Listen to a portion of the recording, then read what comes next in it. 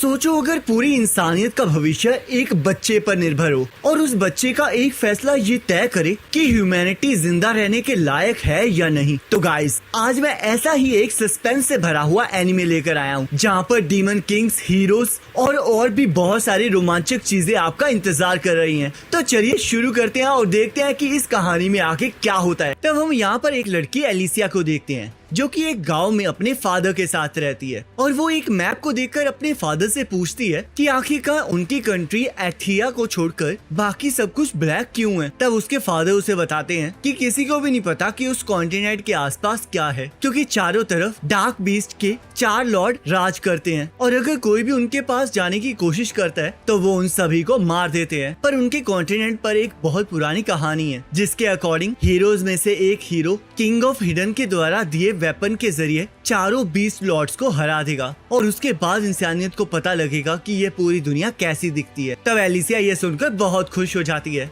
और ये डिसाइड करती है कि वो भी एक दिन हीरो बनके उन बीस्ट को हराएगी ताकि वो जान सके कि ये दुनिया कितनी बड़ी है। तब हमें कुछ टाइम बाद का सीन दिखाया जाता है जहाँ पर एलिसिया बड़ी हो चुकी होती है और 12 हीरोज के साथ मिलकर साउथ के लॉर्ड क्लेविटीज को हराने जा रही होती है। तब हमें पता चलता है कि सभी हीरोज के पास अपने अपने वेपन्स होते हैं जिनके अंदर बहुत ज्यादा ताकत होती है और वो सारे वेपन सिर्फ हीरोज को दिए जाते हैं ताकि वो डीमंस का सामना कर सके। तब वो लोग डार्क बीस्ट की टेरिटरी में पहुंच जाते हैं जहाँ पर अचानक से डीमंस उनके कैरेज पर हमला कर देते हैं और वो सभी लोग प्लान बना के उन सभी डीमंस का सामना करने के लिए तैयार हो जाते हैं। तब वो सभी हीरोज मिलके अपनी अपने पावरफुल वेपन्स की मदद से उन डीमंस को मारना स्टार्ट कर देते हैं और जैसे जैसे क्लेविटीज की तरफ बढ़ते जाते हैं वैसे वैसे उनका सामना और भी ताकतवर डीमंस के साथ होता जाता है। तब वो लोग आखिरी में लूना माउंटेन पर पहुंच जाते हैं जहाँ पर उनके सामने वहाँ का राजा क्लेविटीज आ जाता है, जिसे देखकर वो सभी लोग और भी ज्यादा मोटिवेट हो जाते हैं और क्लेविटीज पर हमला करने के लिए आगे बढ़ने लगते हैं। पर क्लेविटीज पलक झपकने से पहले ही उनके लीडर को मार डालता है और एक एक करके बाकी लोगों को भी मारना स्टार्ट कर देता है। पर उन्हें समझ नहीं आ रहा होता कि आखिरकार वहाँ पर चल क्या रहा है। तब एलिसिया को एहसास हो जाता है कि क्लेविटीज शैडोज में से सब पर हमला कर रहा है, जिसके बारे में वो सबको बता देती है और किसी तरह क्लेविटीज के हमले से बचने लगती है। तब क्लेविटीज को भी उनकी ताकत का एहसास हो जाता है क्योंकि पिछले 1000 सालों से कोई भी उसके इतने करीब नहीं पहुंचा होता है। पर उसे ये समझ नहीं आ रहा होता कि आखिरकार वो लोग यहाँ पर करने क्या आए हैं और वो ये डिसाइड करता है कि अगर वो वहाँ पर उसे डराने आए हैं तो वो इस चीज का जवाब खुद ढूंढ कर रहेगा। तब एलिसिया क्लेविटीज के सिंग पर हमला करने में कामयाब हो जाती है पर क्लेविटीज को तो उससे बस खरोच ही आती है और तब वो अपनी पावर से सबको मार डालता है। तब हमें यहाँ पर हिडन किंगडम दिखाया जाता है जहाँ से उन हीरोज को हथियार देकर भेजा गया था और तभी उस जगह पर क्लेविटीज हमला कर देता है क्योंकि उसे पता होता है कि हीरोज को उसी किंगडम ने भेजा था, तो इसलिए वो वहाँ पर उस पूरे किंगडम को खत्म करने आया होता है। तब किंगडम के सिपाही उसे रोकने की कोशिश करने लगते हैं पर उनके कोई भी हथियार उस पर काम ही नहीं कर रहे होते और वो सबका सफाया करते हुए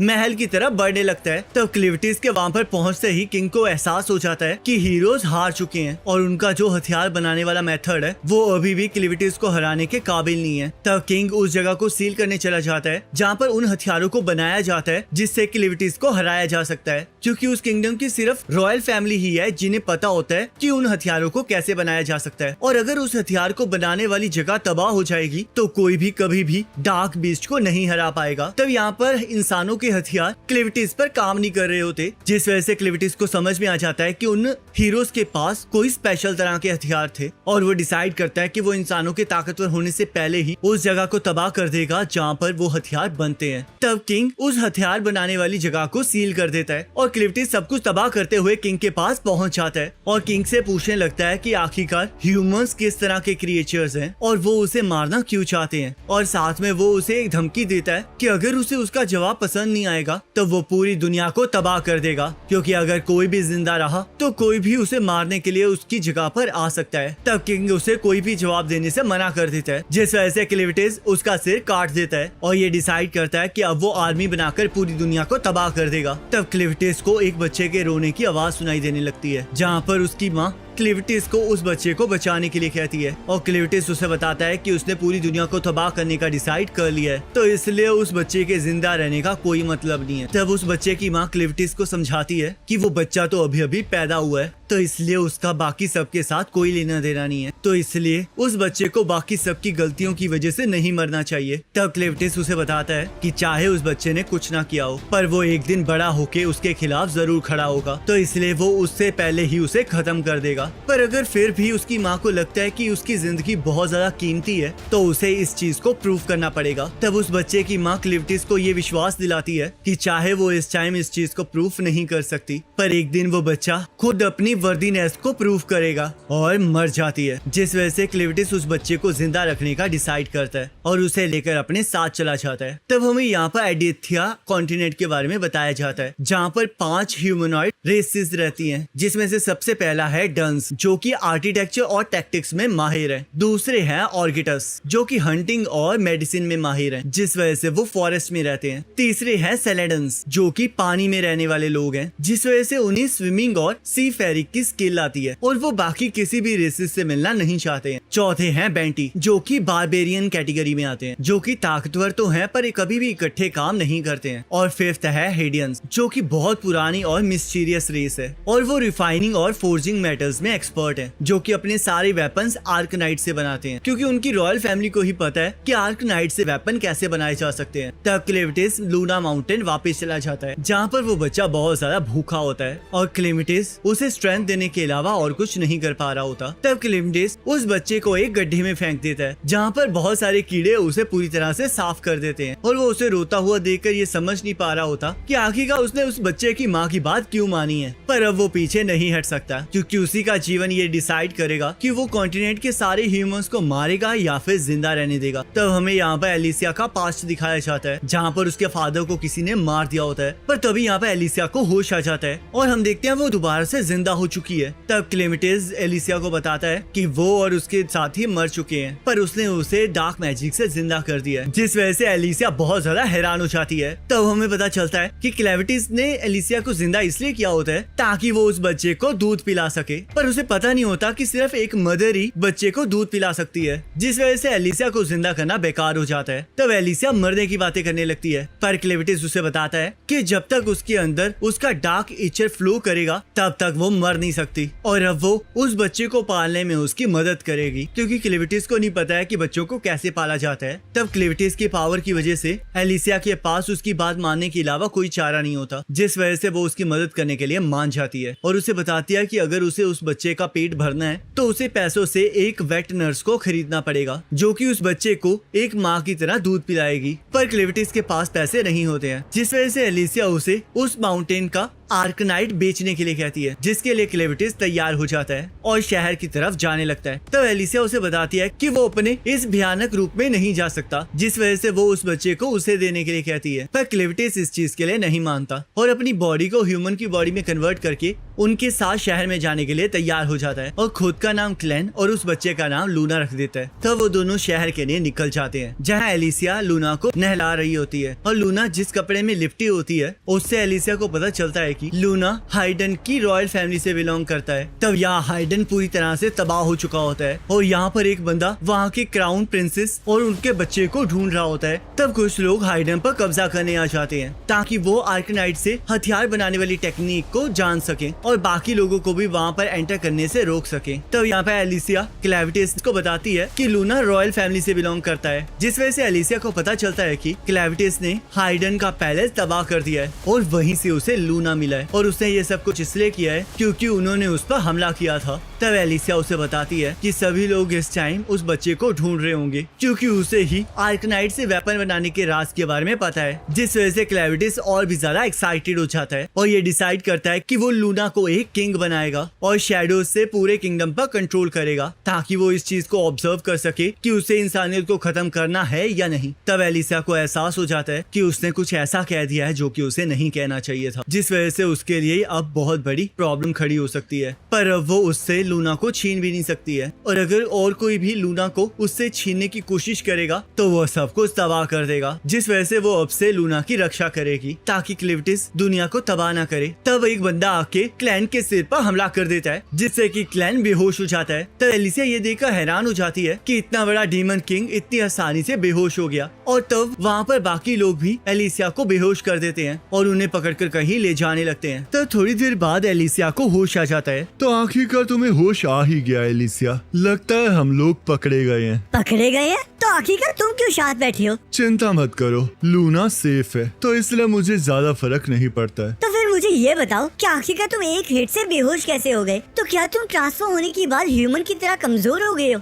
ऐसा कुछ भी नहीं है, मैं तो ये देखकर हैरान था कि ये बॉडी कितनी ज्यादा कमजोर है। अगर ऐसी बात है तो आखिरकार हम लोग भाग क्यों नहीं रहे हैं? इस टाइम मैं ह्यूमन फॉर्म में हूँ, और जब तक मैं लूना को किंग नहीं बना देता तब तक मैं किसी के भी सामने अपनी असलियत नहीं ला सकता, और ऊपर से यहाँ रहकर मैं इंसानियत को करीब से देख सकता हूँ। तो चलो अब एक्सप्लेन करो कि आखिरकार यहाँ पर चल क्या रहा है। तब एलिसिया उसे बताती है कि उन्हें कुछ लुटेरों ने पकड़ लिया है जो कि बहुत बुरे लोग हैं, और क्लैन को उन्हें देखकर इंसानियत का अंदाजा नहीं लगाना चाहिए। तब वो सभी लोग उन गुंडों के अड्डे पर पहुंच जाते हैं, जहां पर एक बंदा भागने की कोशिश कर रहा होता है, पर एक गुंडा उसे मार डालता है और उसकी एग्जाम्पल देकर सबको धमकी देता है कि अगर उनकी बात कोई नहीं मानेगा तो वो उन्हें मार डालेंगे। तब वो गुंडे एलिसिया को लेकर एक दूसरे कमरे में चले जाते हैं और क्लैन को एक लड़की अपने पास बुला लेती है, और जैसे ही वो लड़की क्लैन के हाथ में एक बच्चा देखती है वैसे ही वो अपनी नौकरानी नेल को उस बच्चे को संभालने के लिए कहती है और साथ में उस बच्चे को दूध पिलाने के लिए कहती है। तब वो लोग एलिसिया को लेकर अपने साथी व्रोको के पास चले जाते हैं, जो कि उन्हें खुद को बॉस बुलाने के लिए कहता है, क्योंकि उनका असली बॉस जजक वहाँ पर नहीं होता है। पर वो सभी लोग इसके लिए मना कर देते हैं, जिस वजह से वो अपने गुलाम बैटी को दिखाकर उन्हें डराने लगता है, जिस वजह से उसके साथी डर जाते हैं। चलो अब थोड़े काम की बात कर लें। ए लड़की,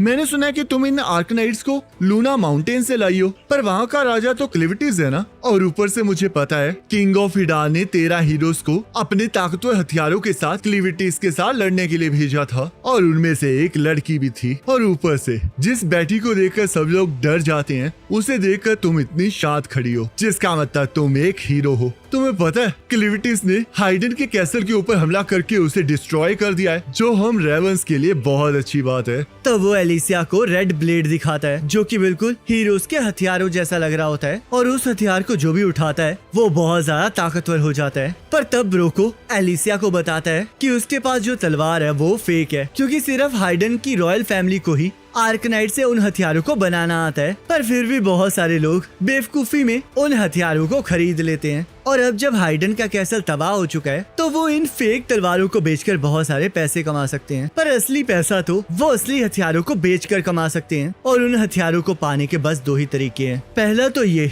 कि हिडन का किंग हीरोज को वो तलवार दे, दूसरा जिस जगह पर हीरोज मरे हो वहाँ से कोई उन हथियारों को चुरा कर ले आए, जिस वजह से ब्रोको एलिसिया से उसके हथियारों के बारे में पूछने लगता है। पर एलिसिया कुछ भी बताने के लिए तैयार नहीं होती, जिस वजह से वो अपने साथियों को एलिसिया से इंफॉर्मेशन निकलवाने के लिए कहता है, जिस वजह से वो एलिसिया को खुशी के मारे वहाँ से ले जाते हैं। तब यहाँ डार्क वर्ल्ड का राजा वेटरों वाले काम कर रहा होता है, और सभी के बुलाने पर चुपचाप उन्हें सर्व भी कर रहा होता है, और वो किसी को भी कुछ इसलिए नहीं कह रहा होता है क्योंकि लूना को वहाँ पर दूध मिल गया होता है, जिस वजह से वो शांत रहने का डिसाइड करता है। पर उस जगह की मालकिन को क्लैन में कुछ गड़बड़ लग रही होती है, क्योंकि चाहे सिर पर सिंग होने की वजह से क्लैन एक ऑर्ग की तरह दिखाई देता है, पर उसका कलर और आंखें उनसे बिल्कुल मैच नहीं करती हैं। तब यहाँ कुछ लोग नेल को नीचे गिरा देते हैं और उसे सजा देने के लिए पकड़कर ले जाते हैं। तब वो लोग उसे बहुत मारते हैं, जो बात क्लैन को बिल्कुल पसंद नहीं आती है, क्योंकि नेल ने लूना को दूध पिलाया होता है और इसी वजह से वो उन दोनों को मार डालता है। तब क्लैन लूना को नेल को दे देता है और उसके बारे में जानने की कोशिश करने लगता है, ताकि वो इस बारे में जान सके कि क्या नेल वेट नर्स बनने के काबिल है या नहीं। तब नेल उसे बताती है कि वो उसी जगह पर पैदा हुई थी और उन्हीं गुंडों के बीच में रही है, पर उसकी माँ वहाँ पर एक नौकरानी थी,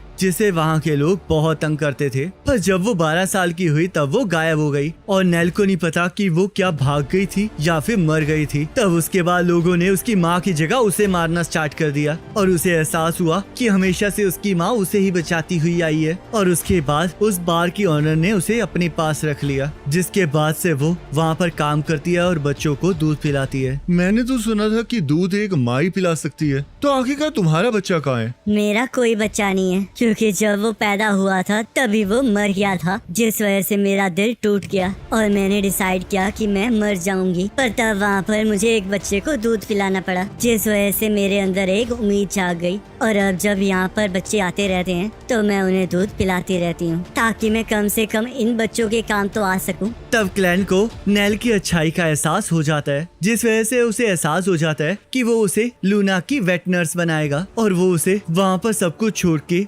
उसके साथ चलने का ऑफर देता है। पर नेल इसके लिए उसे मना कर देती है, क्योंकि उसे वहाँ पर आने वाले बच्चों को दूध भी पिलाना होता है। तब यहाँ गुंडे एलिसिया को लेकर कहीं जा रहे होते हैं और जिस जगह पर वो होते हैं, एलिसिया को उन्हें देखकर एहसास हो जाता है कि वो पुरानी आर्कनाइट माइन में है। तब यहाँ पर कुछ गुंडे एक नौकर को पानी के अंदर भेज रहे होते हैं ताकि वो पानी के अंदर से हीरो का हथियार निकाल सके और उसके बदले में वो उसे आजाद करने का वादा करते हैं, जिस वजह से वो आदमी बीच में कूद जाता है। पर जो उस पानी के अंदर मॉन्स्टर्स होते हैं, उन्होंने तो हीरो को भी हरा दिया होता है, जिस वजह से वो उस बंदे को भी खा जाते हैं। आर्वेनेसिस वाटर के डार्क बीस्ट हैं, जो कि 300 साल पहले के फ्लड में यहाँ आए थे और इसी वजह से इस माइन को बंद कर दिया गया था। पर तब उस जनरेशन के सबसे ताकतवर हीरो कोड वार ने उनके साथ लड़ाई की, पर वो भी उनके सामने टिक नहीं पाया और उसका वेपन स्ट्रेन स्प्लिटर, जो कि वाटरफॉल को भी स्प्लिट कर सकता था, वो भी उसी पानी में समा गया। और अब तुम लोग उसी तलवार को पाने यहाँ आए हो। मुझे नहीं पता था कि उस तलवार का एक नाम भी था, तो इसका मतलब तुम्हारे हथियार का भी कोई नाम होगा ना? मैं तुम्हें वो बिल्कुल नहीं बताऊंगी। और ऊपर से तुमने उस बंदे के साथ झूठा वादा किया था, क्योंकि अगर तुम सच में उसे बचाना चाहते तो तुम उसे रस्सी से जरूर बांधते। तो वो लोग एलिसिया को चुप रहने का कहकर आगे बढ़ने के लिए कहते हैं, जहाँ पर दूसरी तरफ और भी लोग एलिसिया का इंतजार कर रहे होते हैं। तभी एक बंदा ब्रिज के ऊपर छलांग लगा देता है, जो कि एलिसिया को छूने के लिए बेताब हो रहा होता है। मुझे कभी नहीं लगा था कि क्लैन ने जो मुझे कर्स दिया उससे मैं खुश भी हो सकती हूँ। तब एलिसिया अपने शोल्डर को डिसलोकेट कर देती है और अपने हाथों से उस बंदे को पकड़कर ब्रिज से नीचे कूद जाती है, क्योंकि क्लैन ने उसे बताया होता है कि वो उसके डार्क फ्लूइड के कारण मर नहीं सकती, जिस वजह से वो बिना डरे नीचे कूद जाती है। तब यहाँ सारे गुंडे एलिसिया को मरा हुआ देखकर हैरान हो जाते हैं और वो इस चीज को लेकर बहुत ज्यादा डर रहे होते हैं कि अगर उनके बॉस को इसके बारे में पता लग गया तो वो उन्हें मार डालेगा। तब यहाँ एलिसिया अभी भी मरी नहीं होती है और उसे अपनी गर्दन के नीचे कुछ फील नहीं हो रहा होता, क्योंकि उसकी बॉडी पूरी तरह से टूट चुकी होती है और उसका बहुत सारा खून भी बह चुका होता है। मैं अभी भी जिंदा हूँ, पर अब मुझे क्या करना चाहिए? अगर मैं यहाँ से जल्द ना निकली तो वो गुंडे फिर से यहाँ आ जाएंगे। चलो अब मेरी बॉडी मूव करो। तब अचानक से एलिसिया का ब्लड मूव करना स्टार्ट कर जाता है और तभी वहाँ पर क्लैन की एक छवि बन जाती है। तुमने बहुत सारा ब्लड लॉस कर लिया है बेवकूफ लड़की, इसी ब्लड की वजह से तुम अब तक जिंदा हो। अगर तुम्हारी बॉडी से ये ब्लड खत्म हो गया तो तुम मर जाओगी, पर जब तक तुम मेरे काम की हो तब तक मैं तुम्हारे अंदर ये मैजिकल ब्लड डालता रहूंगा और इस ब्लड की मदद से तुम बिल्कुल ठीक हो जाओगी। पर तुम्हारे वो बॉडी पार्ट्स कभी वापस नहीं आएंगे जो पूरी तरह से खत्म हो चुके हैं। तो अगर ऐसी बात है तो आखिरकार तुम मुझे ठीक क्यों नहीं कर रहे हो? क्या अब तुम्हें मेरी कोई जरूरत नहीं है? मैं तो बस तुमसे इस टाइम एक क्वेश्चन पूछना चाहता हूँ। मैंने लूना के लिए एक वेट नर्स को ढूंढ लिया है, जो कि गुंडों के साथ यहाँ पर पली बड़ी है और उसे देखकर मुझे लगता है कि ये लोग उसके साथ मिसबिहेव करते हैं। तो इसलिए मुझे लगा कि अगर मैं उसे ऑफर दूंगा तो वो मेरा ऑफर एक्सेप्ट कर लेगी, पर उसने मुझे मना कर दिया। आखिरकार ऐसा क्यों है? वो इस वजह से है क्योंकि उसकी नजरों में तुम एक स्लेव हो, जो कि उसे यहाँ से आजाद नहीं करा सकता। और ऊपर से यहाँ से अगर कोई भी भाग जाता है तो ये गुंडे उसे जिंदा नहीं छोड़ते हैं, जिस वजह से उसे मौत से डर लग रहा होगा। तो अगर तुम्हें उसे विश्वास दिलाना है तो तुम्हें इन गुंडों को मारना होगा, और ये तो तुम्हारे लिए काफी आसान होने वाला है। मैं ऐसा कुछ नहीं कर सकता, क्योंकि अगर किसी को भी पता चला कि मैंने लूना माउंटेन छोड़ दिया है तो बहुत बड़ी मुसीबत हो सकती है और कुछ लोग इसका फायदा भी उठा सकते हैं। और ऊपर से अगर किसी को पता लग गया कि मैं यहाँ क्यों आया हूँ तो मेरे प्लान में बहुत सारी मुसीबतें आ सकती हैं। तो इसलिए तुम इन्हें मारोगी, क्योंकि एक हीरो पूरे गुंडों के ग्रुप को तो हरा ही सकता है ना। तो ये सुनकर एलिसिया हैरान हो जाती है और इसके लिए मना करने लगती है, पर क्लैन उसकी कोई बात नहीं सुनता और अपने मैजिक ब्लड से उसे फिर से जिंदा कर देता है, जिसे देखकर गुंडे हैरान हो जाते हैं। तब एलिसिया की सारी हड्डियां दोबारा से जुड़ने लगती हैं, जिस वजह से उसे बहुत दर्द होता है और वो जोर जोर से चीखने लगती है। तब वो गुंडे डिसाइड करते हैं कि वो उसे जबरदस्ती पकड़ लेंगे और उसे इस चीज के लिए मजबूर कर देंगे कि वो उन्हें वहाँ पर ले जाए जहाँ पर उसके साथियों के हथियार हैं। तब एक बंदा एलिसिया को कमजोर समझ के उस पर हमला कर देता है, पर एलिसिया अपनी बॉडी से उसकी तलवार को रोक लेती है और उसे मुक्का मारकर उसे दूर फेंक देती है। तब एलिसिया ये डिसाइड कर लेती है कि उन गुंडों को सिंपैथी की कोई जरूरत नहीं है, जिस वजह से वो उन्हें मारने का सोचकर अपने आप को बेड़ियों से आजाद कर लेती है और उनके साथ लड़ने के लिए तैयार हो जाती है। तब यहाँ पर हम क्लैन और लूना को देखते हैं। चलो अब नेहरू को ढूंढा जाए ताकि वो तुम्हारी वेट नर्स बनने के लिए तैयार हो जाए। और लूना तुम चिंता मत करो, एलिसिया बहुत ज्यादा ताकतवर है क्योंकि वो पहली ऐसी ह्यूमन है जो कि मेरे सिंह के ऊपर हमला करने में कामयाब हुई थी। तब यहाँ नेहरू वापस कारमे के पास चली जाती है, जहाँ कारमे को ये देखकर अच्छा लगता है कि नेहरू अभी भी ठीक है और वो उसे किचन को क्लीन करने के लिए कहने लगती है। तब कारमी ये देखकर काफी ज्यादा हैरान होती है कि इतना मार खाने के बावजूद भी नेहरू इतने अच्छे मूड में है, तो इसलिए वो उससे इस बात की वजह पूछने लगती है। सिस्टर, क्या तुम बाहर से आई हो? इससे तुम्हें क्या मतलब है? मैं यहीं पर पैदा हुई हूँ, जिस वजह से मैंने कभी भी बाहर की दुनिया नहीं देखी है, तो इसलिए मैं उसके बारे में जानना चाहती हूँ। तुम्हें मुझसे ये नहीं पूछना चाहिए, क्योंकि जो भी वुमेन यहाँ पर आती है उनके लिए बाहर की दुनिया में कोई जगह नहीं होती है। और आखिरकार तुम मुझसे ये अचानक से क्यों पूछ रही हो? क्या तुम यहाँ से बाहर जाना चाहती हो? तब नेहरू कहती है, ऐसी बात नहीं है, मैं तो बस ये सोच रही थी कि काश मैं बाहर जा पाऊँ, क्योंकि मैं जानना चाहती थी कि आखिरकार बाहर की दुनिया कैसी है। और आज मुझे ऐसा इसलिए लगा क्योंकि आज किसी ने मुझे बाहर जाने के लिए पूछा था। तब कारमी उसे थप्पड़ मारती है और कहती है, ऐसे सपने देखना बंद करो जहाँ पर लोगों को लगता है कि औरतों को अगवा किया जा सकता है, और जैसे ही वो औरतें उनके काम की नहीं रहती हैं तब वो उन्हें ठिकाने लगा देते हैं। और आखिरकार मुझसे पहले तुम जैसी बेवकूफ लड़की को बाहर जाने के लिए किसने पूछ लिया? मैं ये बिल्कुल एक्सेप्ट नहीं करूंगी। तभी ब्रोको ने ये सब कुछ सुन लिया होता है और वो उनसे मिलने आ जाता है, जिस वजह से कारमी डर जाती है। तब हमें पता चलता है कि ब्रोको वहाँ पर इसलिए आया होता है ताकि वो लूना से मिल सके, जिस वजह से वो नेहरू को लेकर वहाँ से चला जाता है। तब कारमी उसे रोकने की कोशिश करने लगती है, पर वो ब्रोको के आगे कुछ नहीं कर पाती। आखिरकार अब कौन बेबीज को दूध पिलाएगा? तभी वहाँ पर क्लैन और लूना आ जाते हैं। क्या अब इसे दूध चाहिए? पर अब ये कभी पॉसिबल नहीं हो सकता, क्योंकि उसने वो सपना देख लिया है जो किसी को भी देखना अलाउड नहीं है। आखिरकार इसका क्या मतलब है? अब मैं तुम्हें इसके बारे में क्या बताऊं? तभी कार में क्लैन की आंखों में देखती है, जिसे देखकर वो डर जाती है और क्लैन उसे सब कुछ एक्सप्लेन करने के लिए कहता है। तब यहाँ ब्रोको नेहरू को लेकर एक केव में चला जाता है, जिसके बारे में नेहरू को आज तक पता ही नहीं चला होता, जिस वजह से वो उस केव के बारे में पूछने लगती है। ये पहले एक मैजिक और माइन थी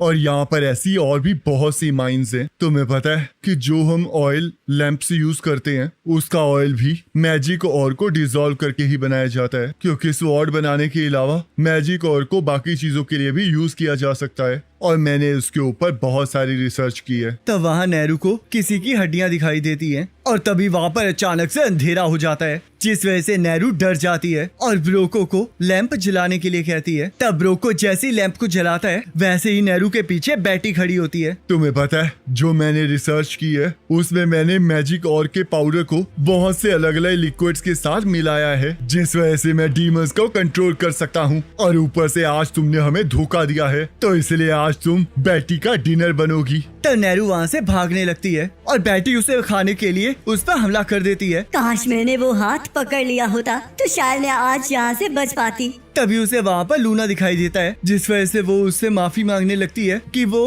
अब उसे दूध नहीं पिला पाएगी और बैटी उसे खा जाती है, जिस वजह से लूना रोने लगता है। रो मत लूना, शिकार बनना और शिकार करना दोनों एनिमल्स और ह्यूमंस की नेचर है और हम डीमंस भी बिल्कुल ऐसे ही हैं और यही रूल है जिस वजह से हम नेहरू का मरना नहीं रोक पाए। पर मुझे ये समझ नहीं आ रहा कि ये ट्रोल जिसका गर्व बहुत ज्यादा होता है आखिरकार वो एक इंसान की बात क्यों मान रहा है। ये तो रूल्स के अगेंस्ट है ना। तब ब्रोको बैटी को क्लैन को खाने के लिए कहता है, पर बैटी क्लैन को देखकर बहुत ज्यादा डर चुकी होती है, जिस वजह से वो उल्टी करके नेहरू को बाहर फेंक देती है और क्लैन लूना और नेहरू को बाहर भेज देता है ताकि नेहरू अपने आखिरी समय में लूना के साथ अपना वक्त बिता सके और उसे अच्छा लगे। तब यहाँ ब्रोको बैटी को शांत करने की कोशिश कर रहा होता है और वो ध्यान देता है कि नेहरू और वो बच्चा गायब है, जिस वजह से उसे लगता है कि क्लैन एक मैजिशियन है। पर क्लैन को मैजिक के बारे में कुछ पता नहीं होता क्योंकि वो टर्म अभी भी उस दुनिया के लिए नई होती है जिसके बारे में कुछ ही लोग जानते हैं। अगर तुम मैजिक के बारे में जानना ही चाहते हो तो चलो मैं तुम्हें मैजिक के बेसिक्स ही बता देता हूँ। जो मेरे पास ये लिक्विड है इसके अंदर मैजिक ओर्स, कुछ जड़ी बूटियां और पैरासाइट फ्लाइज के बच्चे हैं, जिसकी वजह से मैं किसी की सोचने की एबिलिटीज को कम कर सकता हूँ और उन्हें कंट्रोल कर सकता हूँ। पर फिलहाल मैं इसके जरिए फीमेल ट्रोल्स को ही कंट्रोल कर सकता हूँ, पर एक दिन मैं डीमंस को भी कंट्रोल कर पाऊंगा और यही मेरा मैजिक है। तब वो आग के साथ उस चीज को मिला देता है जिस वजह से वहाँ पर धूल बनके वो चीज फैलने लगती है और इससे बैटी फिर से ग्रोको के कंट्रोल में आ जाती है और क्लैन के ऊपर हमला कर देती है, जिससे कि क्लैन का खून निकलने लगता है। मुझे यकीन नहीं हो रहा कि एलिसिया ने मुझे मैजिक के बारे में नहीं बताया। तब यहाँ एलिसिया एक एक करके उन गुंडों को मारने में लगी होती है और तभी हमें उसके बचपन का सीन दिखाया जाता है जहाँ पर उसके फादर उसे तलवारबाजी सिखा रहे होते हैं और वो अपने फादर से पूछने लगती है कि आखिरकार वो ताकतवर तलवारबाज कैसे बने। अगर तुम्हें ताकतवर तलवारबाज बनना है तो तुम कभी भी हेजिटेट नहीं कर सकती, क्योंकि अगर तुम अपने अपोनेंट को मारने में हेजिटेट करोगी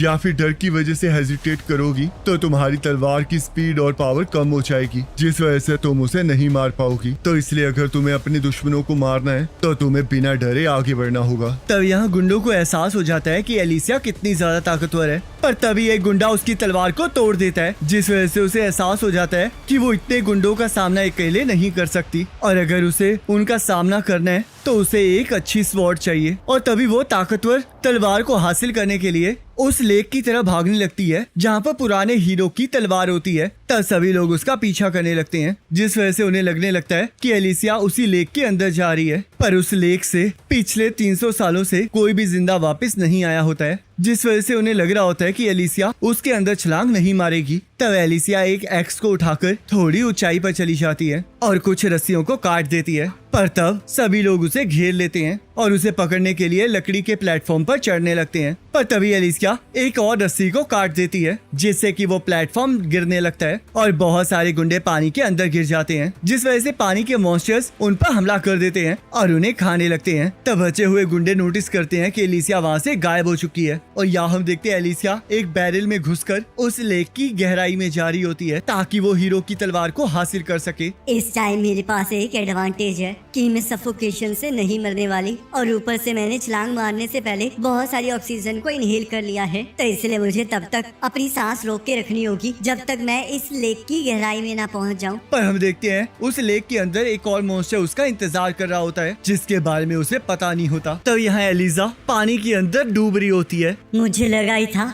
कि ये आसान नहीं होने वाला, पर मुझे ये नहीं लगा था कि इसमें इतना ज्यादा दर्द हो सकता है। मेरा दिमाग धीरे धीरे सुन्न होता जा रहा है और ऊपर से मुझे कुछ दिखाई भी नहीं दे रहा। चाहे मेरा दिमाग जानता हो कि मैं मरने वाली नहीं हूँ, पर मेरी बॉडी अभी भी जिंदा होने की वजह से बहुत ज्यादा दर्द में है। पर मुझे ये सब कुछ सहना पड़ेगा ताकि मैं उस तलवार तक पहुँच सकूँ। तब एलिसिया एक जगह पर टकरा जाती है, जिस वजह से उसे लगने लगता है कि शायद वो लेक के बॉटम तक पहुँच चुकी है और तभी उसे वहाँ पर हीरो की तलवार चमकती हुई दिखाई देती है, जिस वजह से वो अपनी आखिरी ताकत लगाकर उस तलवार को पाने की कोशिश करने लगती है, क्योंकि अगर वो एक बार उस तलवार को हासिल कर लेगी तो उसकी फिजिकल स्ट्रेंथ बूस्ट हो जाएगी, जिससे कि वो वहाँ से आसानी से बाहर निकल पाएगी। तब हम देखते हैं जैसे ही एलिसिया उस तलवार तक पहुँचने लगती है, वैसे ही वहाँ पर रह रहा एक मॉन्स्टर अपनी आँख खोल लेता है, जिस वजह से उसे एहसास हो जाता है कि वो इस टाइम एक मॉन्स्टर के ऊपर है, जिस वजह से वो और ज्यादा जल्दी जल्दी उस तलवार को पाने की कोशिश करने लगती है। तभी वो मॉन्स्टर उस तलवार के साथ साथ एलिसिया को भी अपने मुंह में खींच लेता है, पर हम देखते हैं एलिसिया ने उस तलवार को हासिल कर लिया होता है और उसे अपने फादर की बात याद आ आ जाती है। एलिसिया, चाहे तुम्हारी बाजुएं एक आदमी की बाजुओं से कमजोर हो, पर तुम उनसे बेहतर तलवार की स्ट्रेंथ को बाहर ला सकती हो, तो इसलिए तुम एक बहुत अच्छी हीरो बनोगी। तब एलिसिया उस तलवार की पावर को यूज करती है और उस मॉन्स्टर के मुंह से आजाद होकर उस तलवार की मदद से ऊपर जाने की कोशिश करने लगती है। पानी ने तो इस तलवार की पावर को और ज्यादा स्ट्रॉन्ग बना दिया है, तो इसका मतलब वो हीरो इस एनवायरनमेंट में इसलिए हारा होगा क्योंकि ये मॉन्स्टर यहाँ पर रह रहा है। ये तो इतना बड़ा है कि इसे देखकर तो किसी को भी विश्वास नहीं होगा कि ये इसी दुनिया का है। सुना है कि डार्क बीस्ट 10,000 सालों से भी ज्यादा जिंदा रह सकते हैं और वो काफी टाइम तक सोते रहते हैं, जिस वजह से उन्हें कोई नहीं देख पाता। तो इसका मतलब ये मॉन्स्टर भी यहाँ पर सो रहा था और गलती से किसी ने माइनिंग करते हुए इसे यहाँ पर उठा दिया, जिस वजह से उसे हीरो को भी नहीं पता था कि वो आखिरकार किसके खिलाफ लड़ रहा है और इसी वजह से वो हार गया। मैं बिना ऑक्सीजन के इसके साथ नहीं लड़ सकती, तो इसलिए मुझे जल्द से जल्द यहाँ से बाहर निकलना होगा। तब एलिसिया फिर से उस तलवार की पावर से ऊपर की तरफ बढ़ने लगती है और ऊपर वाले मॉन्स्टर जैसे ही उसे रोकने की कोशिश करने लगते हैं, वैसे ही वो उन्हें काटते हुए बाहर आ जाती है। तब वो मॉन्स्टर भी उसके पीछे पीछे बाहर आ जाता है, जिस वजह से सभी लोग उसे देखकर डरने लगते हैं और वो मॉन्स्टर सब पर हमला कर देता है। तब एलिसिया उस मॉन्स्टर के टेंटिकल्स को काटने लगती है, पर उसे एहसास हो जाता है कि वो अकेले उस मॉन्स्टर को नहीं रोक सकती, जिस वजह से वो वहाँ से भागने का डिसाइड करती है। तब गुंडे एलिसिया से मदद मांगने लगते हैं और उसे हीरो का फर्ज पूरा करने के लिए कहते हैं। तुम्हें क्या लगता है तुम इतना सब कुछ करने के बाद एक हीरो से मदद मांग सकते हो? और वैसे भी अब मैं कोई मामूली हीरो नहीं रही हूँ, मैं इस टाइम एक ऐसी चीज की स्लेव हूँ जो कि इस मॉन्स्टर से भी कहीं गुना ज्यादा खतरनाक है। तब एलिसिया वहाँ से भाग जाती है और वो मॉन्स्टर बचे हुए गुंडों को खा जाता है। यहाँ के सारे मॉन्स्टर्स को पानी चाहिए, तो इसलिए ये सभी लोग बाहर नहीं आएंगे। क्लैन चाहता था कि मैं गुंडों को मार डालूं और शायद अब ये पूरा हो चुका है। और वैसे भी जब तक ये चीज यहाँ पर है तब तक कोई भी यहाँ रहने की गलती नहीं करेगा। काश मैं इस मॉन्स्टर को हरा पाती, पर इस टाइम मैं इससे ज्यादा और कुछ नहीं कर सकती। तब यहाँ क्लेन को एहसास हो जाता है कि एलिसिया ने अपना काम पूरा कर लिया है। एलिसिया, तुम्हारे अंदर जो ब्लड है उससे मुझे पता चल चुका है कि तुमने काम पूरा कर लिया है, पर लगता है ये बहुत ज्यादा मुश्किल था। क्या तुम मजाक कर रहे हो? तुम्हें पता था ना मैं किससे लड़ रही हूँ, तो आखिरकार तुमने मेरी मदद क्यों नहीं की? माफ करना, मैं यहाँ पर खुद प्रॉब्लम में फंसा हूँ। आखिरकार डार्क बीस्ट के लॉर्ड को कैसी प्रॉब्लम हो सकती है? मैं इस टाइम ह्यूमन फॉर्म में हूँ और मेरे सामने एक ऐसी टेक्निक आ गई है जिसके बारे में मुझे कुछ पता नहीं है, और ऊपर से तुमने भी मुझे मैजिक के बारे में कुछ नहीं बताया। तो अब जल्दी से मेरे पास आ जाओ ताकि मैं तुम्हें इसकी सजा दे सकूं। तब यहाँ क्लैन ने बैटी को हरा दिया होता है और ब्रो को अपनी मैजिक की मदद से वहाँ से बचकर भाग चुका होता है, पर उसे समझ नहीं आ रहा होता कि क्लैन ने बैटी को इतनी आसानी से हरा कैसे दिया। तभी वो अचानक से नेल के साथ टकरा जाता है, जहाँ पर उसे लूना भी मिल जाता है। तब एलिसिया भागकर क्लैन के पास पहुँच जाती है और वहाँ पर बहुत सारी रेड स्मोक भी हुई होती है, जिसके बारे में वो क्लैन से पूछने लगती है। ये स्मोक नॉर्मल एनिमल्स के ऊपर काम नहीं कर रही है और तुम पर भी इसका कोई असर नहीं हो रहा। इसका मतलब यही है कि इसका असर सिर्फ डार्क बीस्ट पर होता है, और शायद यही वो कारण है जिस वजह से मैं अभी ना सूंघ पा रहा हूँ और ना ही कुछ सुन पा रहा हूँ। वैसे तो मैं ट्रांसफॉर्म होके सब कुछ उड़ा सकता हूँ, पर फिर ये पूरी की पूरी केव टूट जाएगी, जिससे कि लूना को खतरा भी हो सकता है, क्योंकि मुझे नहीं पता कि इस टाइम वो कहाँ पर है। लूना को मैंने नेल के साथ भेजा था, पर नेल भी जख्मी होने के कारण उसे नहीं बचा सकती, तो इसलिए तुम्हें कुछ करना होगा। एलिसिया, तुम्हें इस मैजिक के बारे में पता है ना? मुझे इसके बारे में पता तो है, पर मैं मैजिक का यूज नहीं कर सकती। मैजिक को यूज करने के लिए आर्कनाइट चाहिए, पर बहुत से लोग उसे एक मामूली पत्थर मानते हैं, पर जो आर्कनाइट को सीरियसली लेते हैं वो उस हिडन पावर को बाहर ला सकते हैं, पर मैं ऐसा कुछ भी नहीं कर सकती। तुम तो सच में बहुत ज्यादा यूजलेस हो, तो लगता है अब हमें खुद ही जाकर उन्हें ढूंढना पड़ेगा। रुको क्लैन, अगर लूना मर गया तो आखिरकार तुम क्या करने वाले हो? मैं कुछ नहीं करूंगा, बस इतना होगा कि उसके बाद मेरा ह्यूमैनिटी में से इंटरेस्ट बिल्कुल खत्म हो जाएगा। मुझे पता ही था कि अगर लूना को कुछ हुआ तो ये पूरी ह्यूमैनिटी को खत्म कर देगा, क्योंकि सिर्फ लूना ही है जो इसे ऐसा करने से रोक रहा है। और तब वो लोग लूना और नेल को ढूंढने के लिए निकल जाते हैं, पर उन्हें आगे जाकर खून मिलता है, जिससे कि उन्हें पता चलता है कि वहाँ पर नेल को कोई घड़ीस कर लेकर गया है। तब हम यहाँ देखते हैं लूना को बचाने के लिए नेल ने ब्रोको को पकड़ लिया होता है, और ब्रोको चाहते हुए भी उससे पीछा नहीं छुड़ा पा रहा होता और नेल को बहुत बुरी तरह मार रहा होता है। तब हमें थोड़ा टाइम पहले का सीन दिखाया जाता है, जहाँ लूना के रोने की वजह से ब्रोको का वो लैंप टूट गया होता है, जिसके जरिए वो इस रेड स्मोक को बना रहा होता है, और इससे ब्रोको को एहसास हो जाता है कि लूना के पास मैजिकल पावर है और वो बहुत ज्यादा पावरफुल है। जिस वजह से वो ये सोचने लगता है कि शायद लूना हीडन के रॉयल फैमिली से बिलोंग करता है और अब वो उसे बाहर ले जाने की कोशिश कर रहा होता है। तब एलिसिया वहाँ पर पहुँच जाती है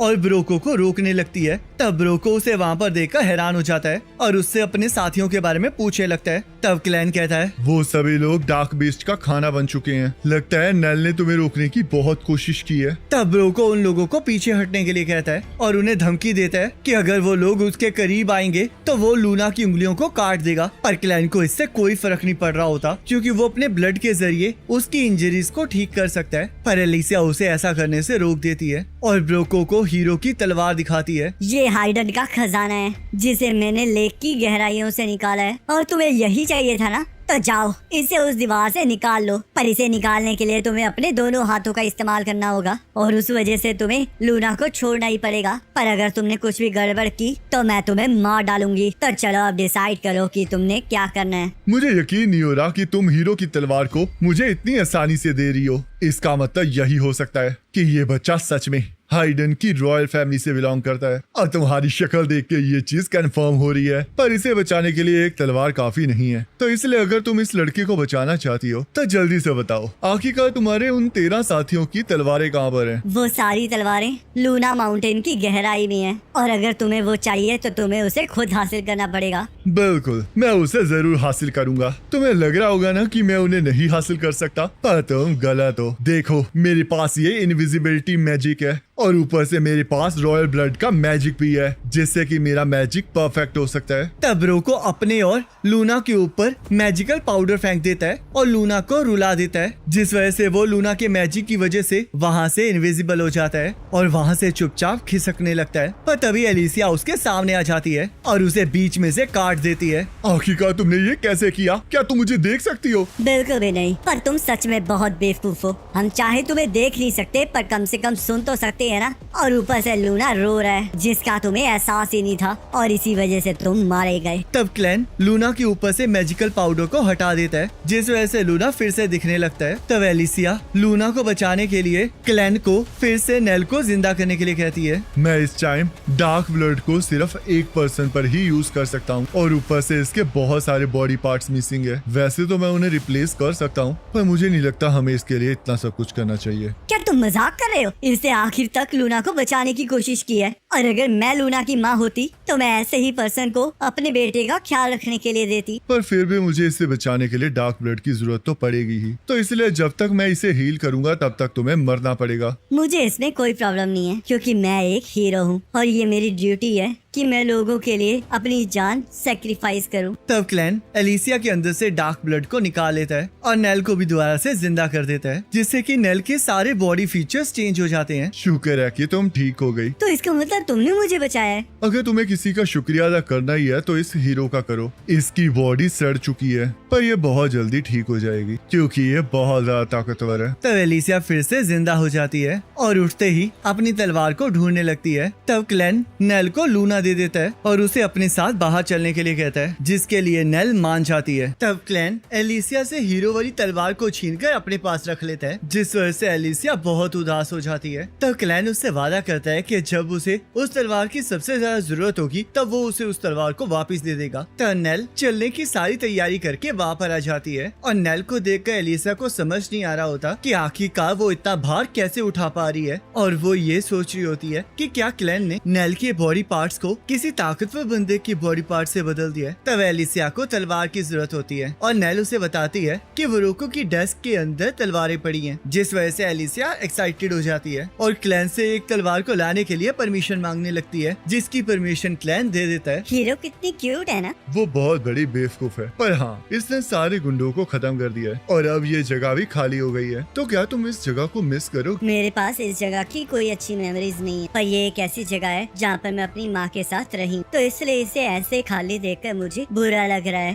तभी एक बंदा हवा से उन पर हमला कर देता है और यहाँ एलिसिया इस बात से बेखबर ब्रोको के डेस्क को छानने लगती है जहाँ पर उसे कुछ पैसे, आर्मर और एक तलवार मिलती है जिसे पाकर वो बहुत खुश होती है। और तभी क्लैन उड़ते हुए उस कमरे में आ गिरता है जिसे देखकर एलिसिया हैरान हो जाती है। ये बॉडी तो बहुत कमजोर है, मुझे लगा नहीं था कि ये इतनी दूर उड़ के आएगी। तो उस पर हमला करने वाला बंदा भी वहाँ पर आ जाता है और उसे देखकर एलिसिया को समझ में आ जाता है कि वो बहुत ज्यादा खतरनाक है, जिस वजह से एलिसिया अपनी तलवार बाहर निकाल लेती है। तब वो बंदा एलिसिया पर हमला कर देता है जिससे कि एलिसिया को सिर्फ खरोच ही आती है और वो बंदा हवा में ही एलिसिया पर हमला करना स्टार्ट कर देता है, जिन हमलों को एलिसिया अपने पूरी पावर से रोकने में लगी होती है। तब वो बंदा थोड़ा पीछे हटके हवा से एलिसिया पर हमला कर देता है, जिस वजह से एलिसिया उस घर से बाहर आकर गिरती है और वो बंदा भी एलिसिया के साथ लड़ने के लिए बाहर आ जाता है। तुम सच में बहुत ज्यादा टफ हो, पर मुझे बस उस लड़के से मतलब है, तो इसलिए अगर तुम उसे छोड़कर यहाँ से चली जाओगी तो मैं तुम्हें छोड़ दूंगा। क्या तुम मजाक कर रहे हो? मुझे नहीं पता कि तुम उन गुंडों के साथ ही हो या नहीं, पर तुम एक हीरो को अंडर एस्टिमेट कर रहे हो। लगता है तुम सच में मरना चाहती हो। अगर ये काम नहीं किया तो मुझे हीरो की तलवार की जरूरत पड़ेगी। तब एलिसिया अपने माइंड के सारे थॉट्स को क्लियर कर देती है और बस उस बंदे को मारने के ऊपर फोकस करती है, जिससे कि उस तलवार की शेप बदल जाती है और एलिसिया एक ही बारी में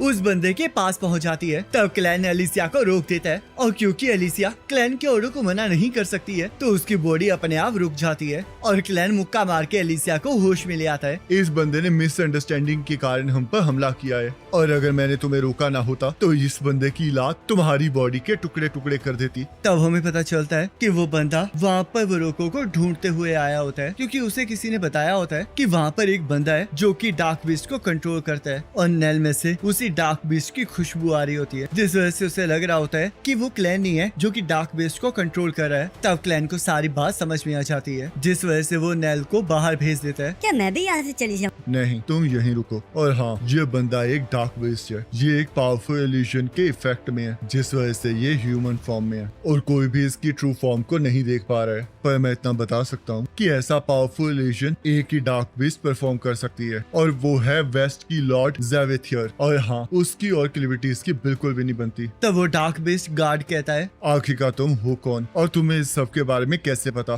तब क्लैन गार्ड को अपनी असलियत नहीं बताता और उसे ऐसे दिखाता है जैसे कि वो क्लेविटिस का सर्वेंट है। तब गार्ड भी अपने असली रूप में आ जाता है और उन्हें बताता है कि जैसे क्लेविटिस ह्यूमन काइंड को खत्म करना चाहता है, वैसे ज़ेविथियर भी ह्यूमन काइंड को खत्म करने के बारे में सोच रही है और वो उन्हीं का सर्वेंट है। तब गार्ड क्लैन को भी अपने डार्क बेस्ट होने का सबूत देने के लिए कहता है, जिस वजह से क्लैन अपनी एक पूंछ निकाल कर दिखा देता है। रुको जरा, यहाँ पर चल क्या रहा है? मेरे सामने दो ऐसे डार्क बीस्ट हैं जो कि ह्यूमंस की तरह दिखते ही नहीं बल्कि उनकी तरह बात भी कर सकते हैं, और मुझे पता नहीं था कि क्लेविटिस के अलावा भी कोई डार्क बीस्ट है। तो क्या इसका मतलब हम हीरोज गलत फाइट कर रहे थे? लगता है ये दुनिया जितनी मैं सोच रही थी उससे भी छोटी है। तब क्लैन एलिसिया का माइंड पढ़ लेता है और उसे बताता है कि बहुत से डार्क बीस्ट ह्यूमन फॉर्म नहीं ले सकते और ना ही बोल सकते, तो इसलिए उसे इतनी चिंता नहीं करनी चाहिए। ज़ेविथियर के अलावा कोई भी डार्क बीस्ट ह्यूमंस के साथ इन्वॉल्व नहीं होना चाहता। हम सभी लोग ह्यूमंस को कमजोर समझते हैं, तो इसलिए उनसे बात करना हमारे लिए बेइज्जती की बात है।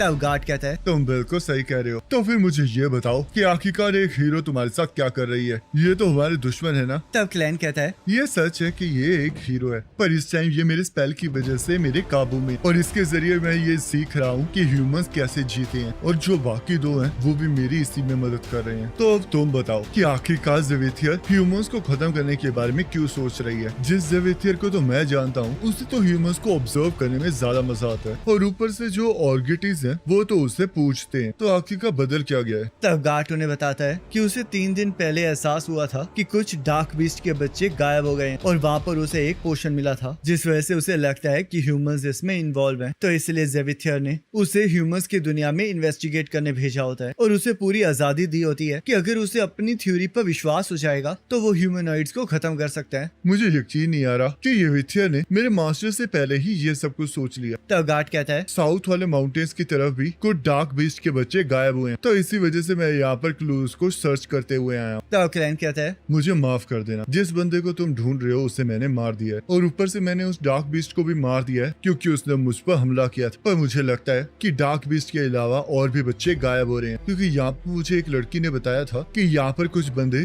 टैलेंट के नाम पर वहाँ पर आए हुए बच्चों को ले जाते हैं और उन लोगों से तो बड़ों को भी डरता है। तभी मैं सोचूं यहाँ पर कुछ गड़बड़ है। तो इसका मतलब नेल के जो 3 बच्चे थे उन्हें भी तुम्हें ने मारा है? हाँ, वो मैंने किया है, क्योंकि यहाँ पर अगर कोई किसी को बर्थ देता है तो उसे बेच दिया जाता है। तो इसलिए यहाँ पर एक रूल है कि हम में से कोई भी लड़की प्रेग्नेंट नहीं हो सकती। और नेल बेवकूफ थी। मैं समझ रहा हूँ कि तुम क्या कहना चाह रही, पर नेल ने मुझे बताया था कि वो भी यहाँ पर पली बड़ी है। तो इसका मतलब उसकी माँ ने भी उसे तब तक छुपा कर रखा था जब तक वो बड़ी नहीं हो गई। पर तुम लोगों ने ऐसा कुछ भी नहीं किया। तब क्लैन गार्ड को समझाता है कि डार्क बीस्ट और ह्यूमन के बच्चों को चुराना आपस में लिंक्ड है और जिस टैलेंट को ये लोग ढूंढ रहे हैं वो मैजिक है। तभी एलिसिया को कुछ याद आता है जिसके बारे में क्लेविटीज उससे पूछने लगता है। मैं मैजिक यूज नहीं कर सकती तो मैं इसके बारे में ज्यादा कुछ नहीं जानती, पर मुझे लगता है ये उनका काम है। और वो लोग हैं जो कि मैजिक को वॉर में टूल की तरह यूज करते हैं और इन्हें विजार्ड्स कहा जाता है। कुछ टाइम पहले तक तलवारों से लड़ाई लड़ी जाती थी, पर उसके बाद विजार्ड्स आ गए और इस टाइम कौन जीतेगा और कौन हारेगा वो इस चीज पर डिपेंड करेगा कि उनके पास विजार्ड की पावर कितनी ज्यादा है। और पहली बार विजार्ड को बैटलफील्ड में लाने वाला बुलेट आर्मी का जनरल ड्रेल था, जिसे ड्रैगन स्लेयर भी कहा जाता है। और ये वही बंदा है जिसने मेरे डैड को मारा है। तब यहाँ पर हमें पता चलता है कि हाइडम पर कब्जा करने के लिए बुलेट राज्य ने जनरल ड्रैग को आर्मी के साथ भेजा होता है और एस्लिन की आर्मी उन्हें रोक रही होती है। तब हम यहाँ पर एस्लिन का कैंप देखते हैं जहाँ पर हमें वहाँ पर उनका कमांडर रॉड दिखाया जाता है। वाकई कैसे हालात है मिगेल? हमारी एडवांस फोर्स खत्म हो चुकी है और जनरल ड्रेल अपनी आर्मी के साथ साउथ की तरफ बढ़ रहे हैं और इस टाइम उनकी संख्या 50,000 है। तो इसका मतलब वो लोग सच में हाइडन पर कब्जा करना चाहते हैं और हम लोग यहाँ पर सिर्फ 6,000 हैं और हम लोग उनका मुकाबला नहीं कर सकते और रीइंफोर्समेंट को आने में भी 3 दिन लगेंगे। ड्रेल की आर्मी इस टाइम हाई गेट की तरफ बढ़ रही है और हाई गेट ईस्ट में बड़ा है और वेस्ट में छोटा। तो इसलिए अगर हम वेस्ट गेट से अंदर घुस जाएंगे तो हम गेट को सील कर सकते हैं, जिससे कि हमें उनसे लड़ने का मौका मिल जाएगा। पर इसके लिए हमें हाइडन का साथ चाहिए और हमें अभी तक वहाँ से कोई जवाब नहीं मिला है। क्या ये बात सच है कि क्लेविटीज ने हाइडम पर हमला कर दिया है? अगर ड्रेल यहाँ पर आया है तो पक्का ये बात सच होगी और उन्हें रॉयल फैमिली की उस फोर्स की तलाश है जहाँ पर वो जादुई हथियार बनाए जाते हैं और अगर उनके हाथ वो लग गया तो जो हमारे पास जादुई हथियार है वो भी हमसे छिन जाएंगे। हिडन फैमिली का वो फोर्स बहुत पुरानी मैजिकल आइटम है और जो भी लोग मैजिक पर रिसर्च करते हैं उनके लिए वो हासिल करना बहुत जरूरी है। तभी उन्हें एक खबर मिलती है कि हाई वॉल के ईस्ट का गेट खुल चुका है और हम देखते हैं उसे खोलने वाला एक विजार्ड मेनार्ड होता है जो कि ड्रेल का साथी होता है और वो लोग हाइडन के वारिस को ही ढूंढ रहे होते हैं जो कि इस टाइम क्लैन के पास होता है। और ऊपर से मेनार्ड को उन गुंडों की वजह से पता लग गया होता है कि क्लैन और उस हाइडन का रॉयल ब्लड कहाँ पर है, जिस वजह से ड्रेल उनके पीछे मेनार्ड को भेज देता है क्योंकि वो उनका सबसे स्ट्रॉन्गेस्ट विजार्ड होता है। तब नेल क्लैन को कॉफी देके गार्ड के बारे में पूछने लगती है और क्लैन उसे बताता है कि उसे अब चिंता करने की कोई जरूरत नहीं है क्योंकि गार्ड उनकी बातों पर विश्वास करके अपनी जर्नी पर निकल चुका है। तब एलिसिया भी टाउन से पूछताछ करके वापस आ जाती है। क्लैन, हाइडन की सिचुएशन बहुत ज्यादा क्रिटिकल है। बोरिटो किंगडम ने हाइडन पर हमला कर दिया है और किंग के मर जाने के बाद कोई भी उन्हें रोकने में कामयाब नहीं हो पा रहा है। मैंने सुना है कि एस्ली ने भी उन्हें रोकने की कोशिश की है पर वो भी नाकामयाब रहे हैं। आखिरकार एस्लिन ऐसा क्यों कर रहे हैं? एस्लिन और बोरिटो किंगडम पुराने टाइम से एक दूसरे के साथ लड़ रहे हैं और इस टाइम एस्लिन मैजिक में बोरिटो किंगडम से पीछे है, तो इसलिए वो नहीं चाहते कि जहाँ पर हाइडन की रॉयल फैमिली अपने मैजिकल वेपन बनाती है वो बोरिटो के हाथ लगे। और ऊपर से इस टाइम हाइडन में ऐसा कोई नहीं है जो कि उस मैजिकल वेपन वाली जगह को ऑपरेट कर सके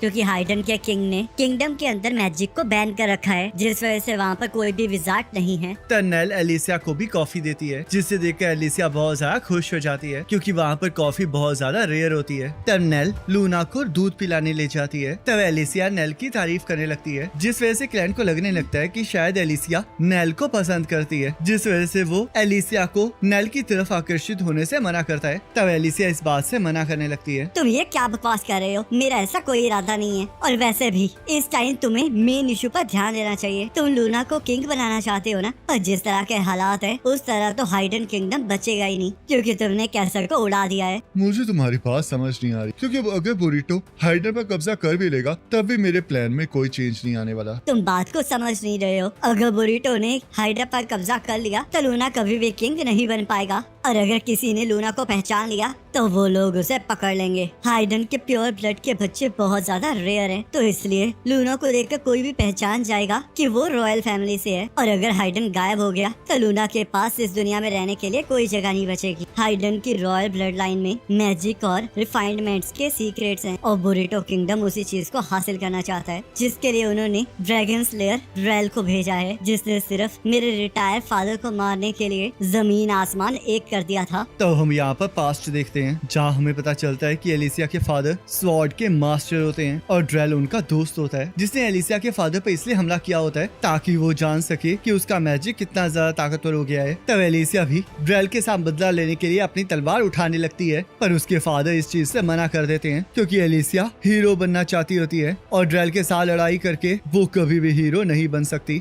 जिस वजह से एलिसिया के फादर एलिसिया से हीरो बनने का प्रॉमिस लेकर मर जाते हैं। तब एलिसिया क्लैन को हाइडन को बचाने के लिए कहती है ताकि उसका प्लान कामयाब हो सके। मुझे यकीन नहीं आ रहा कि मैं उस किंगडम को बचाने जाने वाला हूँ जिसे मैंने कभी डिस्ट्रॉय करने का सोचा था। तो अगर तुम जा रहे हो तो मैं भी चलूंगी। नहीं, तुम्हें यहाँ पर लूना और नेल को प्रोटेक्ट करना होगा, क्योंकि अगर तुम मेरे साथ चलोगी तो ऐसा लगेगा कि एक डीमन किंग ह्यूमन के साथ मिला हुआ है, जिस वजह से मेरा प्लान सामने आ सकता है। और वैसे भी अगर विजार्ड और ड्रेल डीमन के बच्चों को गायब करते हैं तो इस रीजन से मैं वहाँ पर इंटरफेरेंस कर सकता हूँ और इससे मुझे विजार्ड्स की ताकतों का भी एहसास हो जाएगा। मुझे पता है कि तुम्हें अपने फादर का बदला चाहिए, पर यह तुम्हारी लड़ाई नहीं है। और वैसे भी तुमने भी अपने फादर के साथ वादा किया है कि तुम ड्रेल के साथ नहीं लड़ोगी। मेरे फादर ने कहा था कि ड्रेल के साथ लड़ाई करने की वजह से वॉर हो सकती है, जो कि एक हीरो का रास्ता तो बिल्कुल भी नहीं है। पर अब मैंने हीरो बनना छोड़ दिया है और ऊपर से मैं बस एक लाश हूँ जो कि मैजिक ब्लड से चल रही है, तो इसलिए मैं अपने फादर का बदला ले सकती हूँ। आखिर का कौन डिसाइड करेगा कि तुम हीरो हो या नहीं? क्या स्वॉर्ड उठाने से तुम हीरो बन जाओगी या फिर डीमन को मारने से तुम हीरो बन जाओगे?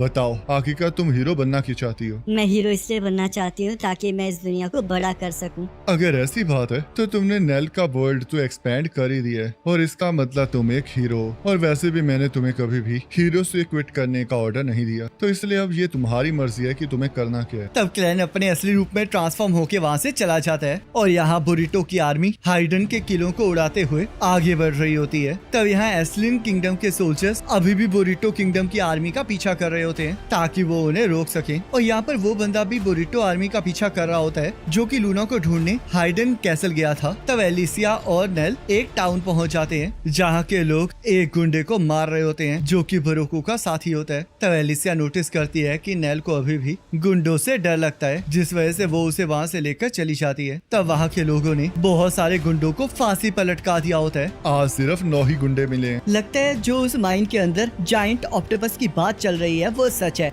आखिरकार इस किंगडम में चल क्या रहा है? और ऊपर से अब बुरुटो की आर्मी भी हमला कर रही है। अब हमें खुद ही इस टाउन को बचाना होगा, तो इसलिए सभी लोग हथियार उठा लो। तब एलिसिया नेल को उस टाउन के अंदर उसे हीरो कहने से मना करती है ताकि कोई भी उसे पहचान ना सके। और तब वो लोग एक होटल में चले जाते हैं जहाँ पर 2 लड़के उनसे पूछताछ करने लगते हैं क्योंकि उनके पास हथियार होते हैं। पर तब उनकी माँ उन्हें समझाती है कि जिस तरह के हालात वहाँ पर हैं, उस वजह से सबके पास हथियार होना ही जरूरी है। तब वो लेडी अपने दोनों बच्चों को डांटने लगती है और अपना नाम कारी बताती है। इस बच्चे को देखकर लग रहा है कि ये हाइडन का प्योर ब्लड है, जिसे यहाँ पर देखना बहुत ज्यादा रेयर है। क्या तुम मुझे बता सकती हो कि आखिरकार तुम्हारी सिचुएशन क्या है? और तुम्हारे आंसर पे डिपेंड करेगा कि तुम्हारा क्या करना है। तब एलिसिया कहती है, हम लोग इस बच्चे के गार्ड्स हैं और हमें इसे किसी भी हालत में बचाना है। तब कारी इस चोरी पर बिलीव कर लेती है, जिस वजह से एलिसिया कारी को पैसे देके रूम को हासिल कर लेती है। तब कारी अपने बेटों को उनका सामान रूम में पहुंचाने के लिए कहती है और जैसे ही वो लोग नेल के सामान को उठाते हैं, उन्हें एहसास होता है कि वो कितना ज्यादा भारी है और वो दोनों मिलकर बड़ी मुश्किल से उस सामान को उनके रूम पर पहुंचाते हैं। तब नेल और एलिसिया रूम में आराम करने लगते हैं, पर तभी एक इंसेक्ट उन्हें खिड़की से देखने लगता है और हमें पता चलता है कि वो इंसेक्ट बुरिटो के विजार्ड मेयनार्ड का होता है, जो कि लूना को ढूंढते हुए अपने साथियों और इंसेक्ट के साथ वहाँ पर आ चुका होता है। तब नेल और एलिसिया लूना के पहले दांत को देखकर खुश हो रहे होते हैं और कारी उन्हें खाने के लिए बुलाने आ जाती है। तो एलिसिया खाना लेने नीचे चली जाती है, जहाँ पर सभी लोग क्लिविटीज और हीरोज की लड़ाई के बारे में बात कर रहे होते हैं और हीरोज की बुराई कर रहे होते हैं क्योंकि वो क्लिविटीज को नहीं हरा पाए होते, जिस वजह से हाइडन का ये हाल हो चुका होता है। और अब वो लोग हाइडन में हो रही हर चीज का इल्जाम हीरोज पर लगा रहे होते हैं, जिस वजह से एलिसिया को समझ में आ जाता है कि हीरोज की वहाँ पर अब कोई इज्जत नहीं रही है, जिस वजह से वो अपने रूम के अंदर वापस जाने लगती है। और तभी उसे कुछ महसूस होता है और खिड़की में से एक चीज वहाँ पर अंदर आ जाती है, जिसे जैसे एक बंदा टच करता है वैसे ही वो चीज बड़ी हो जाती है और वो एक इंसेक्ट होता है, जिसे देखकर सभी लोग डर जाते हैं। ये कोई आम इंसेक्ट नहीं है, बल्कि ये लोग डीमंस के साथ रहते हैं, जिस वजह से ये डीमंस की तरह ही ताकतवर है। तो इसलिए मैं सबको यही सलाह दूंगा कि कोई भी यहाँ से हिलने की कोशिश ना करे, क्योंकि अगर किसी ने ऐसा किया तो ये बिना मेरे ऑर्डर लिए उस पर्सन को मार डालेगा। तब एलिसिया अपनी तलवार को बाहर निकालने लगती है, पर वो अपनी तलवार को रूम में ही भूल गई होती है। तब वहाँ पर एक पर्सन वहाँ से भागने की कोशिश में उस घर से बाहर चला जाता है, पर बाहर खड़े इंसेक्ट्स उसे मार देते हैं और हम देखते हैं उन इंसेक्ट्स ने उस टाउन को चारों तरफ से घेर लिया होता है ताकि वहाँ से कोई भी बाहर ना जा सके। तब कैरी मियनार्ड से वहाँ पर आने का कारण पूछने लगती है। मैं बुरिटो आर्मी का सुप्रीम विजार्ड हूँ और मैं यहाँ पर ये वेरीफाई करने आया हूँ कि जो हाइडन का बच्चा यहाँ पर आया है उसके अंदर रॉयल ब्लड है या नहीं। तब एलिसिया को कमरे में से नेल के चीखने की आवाज आने लगती है और यहाँ हम देखते हैं मियनार्ड के साथ एक और विजार्ड नाय आई होती है, जिसने अपने मैजिक से नेल को पकड़ लिया होता है। तब यहाँ ने की वजह से लूना रोना स्टार्ट कर देता है। क्या तुम बुलेट आर्मी के साथ हो और आखिरकार तुम सेकंड फ्लोर पर आई कैसे हो? तब ने कहती है, मैं बुलेट आर्मी की बहुत ताकतवर विजार्ड हूँ और मैं यहाँ पर सेकंड फ्लोर पर कुल्हाड़ी की मदद से उड़कर आई हूँ। मैं अपनी पावर्स की मदद से आयरन से बनी हुई किसी भी चीज को अट्रैक्ट और रिपेल कर सकती हूँ, जिसका मतलब अगर मैं इस एक्स को पकड़ लेती हूँ और इसे रिपेल करती हूँ तो मैं इसकी मदद से उड़ सकती हूँ। तब ने लूना को एक मेडिसिन खिलाने लगती है, जिसकी मदद से वो ये चेक कर सकती है कि किसी के अंदर मैजिकल टैलेंट है या नहीं, और अगर किसी के अंदर मैजिकल टैलेंट होता है तो उसकी आइज का कलर चेंज हो जाता है, पर अगर ऐसा ना हो तो वो मर सकता है। तब ने लूना को उस दवाई को जबरदस्ती खिलाने लगती है और नेल इसके लिए मना करते हुए जोर जोर से चीखने लगती है, जिस वजह से एलिसिया रूम की तरफ भागने लगती है और मियनार्ड अपने इंसेक्ट की मदद से एलिसिया पर हमला कर देता है। हाइडन के बच्चे के साथ एक फीमेल स्पोर्ट्समैन। मुझे नहीं पता कि तुम कौन हो और ना ही मुझे इस चीज से फर्क पड़ता है, तो इसलिए अब तुम्हारे मरने का वक्त आ चुका है। तो यह लूना उस दवाई को खा नहीं रहा होता और नेल अपने आप को छुड़ाने की बहुत कोशिश कर रही होती है। तुम्हारी ये कोशिश बेकार है, क्योंकि मेरी पावर एक गुस्से में आए बुल को भी रोक सकती है और यहाँ पर तो तुम्हें 2 आयरन बैट्स ने रोका है, जो कि 2 बुल से भी ज्यादा स्ट्रॉन्ग है, तो इसलिए तुम्हारी छोटी बाजुएं इन्हें नहीं रोक सकती। तब नेल को गुस्सा आ जाता है और वो अपनी पूरी ताकत लगाकर उन आयरन बैट्स को दूर फेंक देती है। तो यहाँ एलिसिया भी उस इंसेक्ट के हमले से बच चुकी होती है और उसे लात मारकर नीचे फेंक देती है। और तभी मियनार्ड को याद आता है कि आखिरकार एलिसिया की असलियत क्या है। तब यहाँ ने बेहोश हो चुकी होती है और एलिसिया ये देखकर हैरान होती है कि नेल ने उन आयरन बैट्स को बाहर फेंक दिया है। हमें जल्द से जल्द यहाँ से निकलना होगा नेल, क्योंकि ये लोग लूना के पीछे हैं, तो इसलिए हमें लूना को तब तक बचा कर रखना होगा जब तक क्लाइंट वापस नहीं आ जाता। तब वहाँ पर बग्स आ जाते हैं और एलिसिया नेल को उस पर विश्वास करने का कहकर उस होटल से बाहर छलांग मारने के लिए कहती है। तब वो दोनों बाहर छलांग मार देती हैं और एलिसिया अपनी टेक्निक से उन सारे बग्स को काट देती है, जिस वजह से उन्हें वहाँ से भागने का मौका मिल जाता है। तब ने उन्हें पकड़ने के लिए एक्स से उन पर हमला कर देती है, पर बग्स के बीच में आने की वजह से वो दोनों बचकर वहाँ से निकल जाते हैं। इन बग्स के रहते मैं आगे नहीं बढ़ सकती, तो इसलिए मुझे मियनार्ड से कहकर इन्हें रोकना पड़ेगा। पर मुझे ये समझ नहीं आ रहा कि आखिरकार वो लड़की इतनी ताकतवर कैसे है। तब एलिसिया ये देखती है कि वो बग्स उनका पीछा नहीं कर रहे हैं, जिस वजह से एलिसिया को समझ में आ जाता है कि उन बग्स को सिर्फ उस होटल को घेरने का ऑर्डर दिया गया है, जिस वजह से वो दोनों जंगल की तरफ भागने लगती हैं ताकि वो उस टाउन से बाहर निकल सके। पर वहाँ पर और भी ज्यादा बग्स होते हैं जो कि उन्हें फिर से घेर लेते हैं। मैं अपनी टेक्निक को बार बार यूज नहीं कर सकती, जिस वजह से मैं इन सबको नहीं मार पाऊंगी, तो इसलिए हमें अब यहाँ पर ही छुपना पड़ेगा। लूना की सेफ्टी हमारे लिए बहुत ज्यादा इम्पोर्टेंट है, तो इसलिए हमें एक ऐसी जगह ढूंढनी होगी जहाँ पर ये बग्स एंटर न कर सकें। तब नेल और एलिसिया छुपने की जगह को ढूंढने चली जाती हैं। मियनार्ड, मुझे माफ करना, पर वो सभी लोग भाग चुके हैं। क्या तुमने उस बेबी का मैजिक टेस्ट किया? नहीं, मुझे उस स्ट्रॉन्ग लड़की ने रोक दिया। लगता है हमने उन दोनों को अंडर एस्टिमेट किया है। वो लड़की जिसके पास तलवार और आई पैच है, वो एक हीरो है जिसका नाम एलिसिया है। जब जनरल ड्रेल ने उसके फादर के साथ लड़ाई की थी, तब मैं वही था, तो इसलिए मुझे पूरा यकीन है कि वो वही है। और वैसे भी एक हीरो एक ऑर्डिनरी बच्चे के साथ ट्रैवल तो करेगी नहीं, जिसका मतलब हम लोग सही जगह पर आए हैं। तो इसलिए कोई टेस्ट की जरूरत नहीं है। अब इसमें बहुत ज्यादा मजा आने वाला है और मैं उन लोगों को और ज्यादा टॉर्चर करने वाला हूँ। तो मेनार्ड हंसने लगता है और सभी लोगों को टाउन के बीच में इकट्ठा करता है। आखिरकार बुलेट के सोल्जर्स ने हमें यहाँ पर इकट्ठा क्यों किया है? तुम सिर्फ 4 लोग हो और हम सभी के पास हथियार है। और ये मत सोचना कि तुम इन कीड़ों की मदद से हमें डरा दोगी। तो इसलिए अगर तुम लड़ना चाहते हो तो मैं तैयार हूँ, पर उससे पहले बताओ कि आखिरकार तुम इस कंट्री में कर क्या रहे हो? अगर तुम्हारा किंग एक बेकार से गैम्बल की वजह से मरा ना होता तो हम लोग यहाँ पर कभी नहीं आते। इस टाइम तो तुम्हें ये लगा होगा ना कि हमारी आर्मी यहाँ पर जबरदस्ती घुसी है, पर हम लोग तो यहाँ पर तुम लोगों और तुम्हारी जगह को बचाने आए हैं। डार्क बीस्ट के किंग ने तुम्हारे नेशन के कैपिटल पर हमला किया है और अगर वो वापस आया तो ये सारी जगह डार्क बीस्ट के कंट्रोल में आ जाएगी, जिसे रोकने की ताकत तुम में से किसी के अंदर नहीं है। तो इसलिए हम लोग यहाँ पर उस डार्क बीस्ट से तुम्हें बचाने आए हैं। क्या तुम मजाक कर रहे हो? तुम ही यहाँ पर इन बग्स को लेकर आए हो और ऊपर से तुमने हमारे एक साथी को भी मार दिया है। आखिरकार तुम इसे कैसे एक्सप्लेन करने वाले हो? माफ करना, वो तो बस एक एक्सीडेंट था। हम लोग यहाँ पर एक डेंजरस क्रिमिनल को फॉलो करते हुए आए हैं और वो हाइडन और पूरे मैनकाइंड की दुश्मन है, क्योंकि वो उन 13 हीरोज में से एक है जिनकी वजह से ये सब कुछ हो रहा है। तो चलो फिर अब साथ मिलकर उस हीरो एलिसिया को पकड़ा जाए। तब यह बुलेट की आर्मी एक रिवर को क्रॉस कर रही होती है और ड्रेल को एहसास हो जाता है कि वहाँ पर एस्लिन की आर्मी उनका इंतजार कर रही है, जिस वजह से वो उन्हें बाहर आने के लिए कहता है। तब एस्लिन का कमांडर रोड बुलेट की आर्मी पर हमला कर देता है और अपने भाले की ताकत से पूरी रिवर को जमा देता है ताकि इन सब के पैर जम जाएं। और तब एस्लिन की आर्मी उन सब पर हमला कर देती है। तब रूट्स के प्लान की वजह से एस्लिन के 6000 के लोगों की आर्मी बुलेट के 50,000 आर्मी सोल्जर्स पर भारी पड़ने लगती है। हीरो रोयस के डिसेंडेंट, तुम सच में बहुत ज्यादा इम्प्रेसिव हो। तुम्हारे पास जो सा भाला है वो फ्रोस्ट फ्लावर है ना, जिससे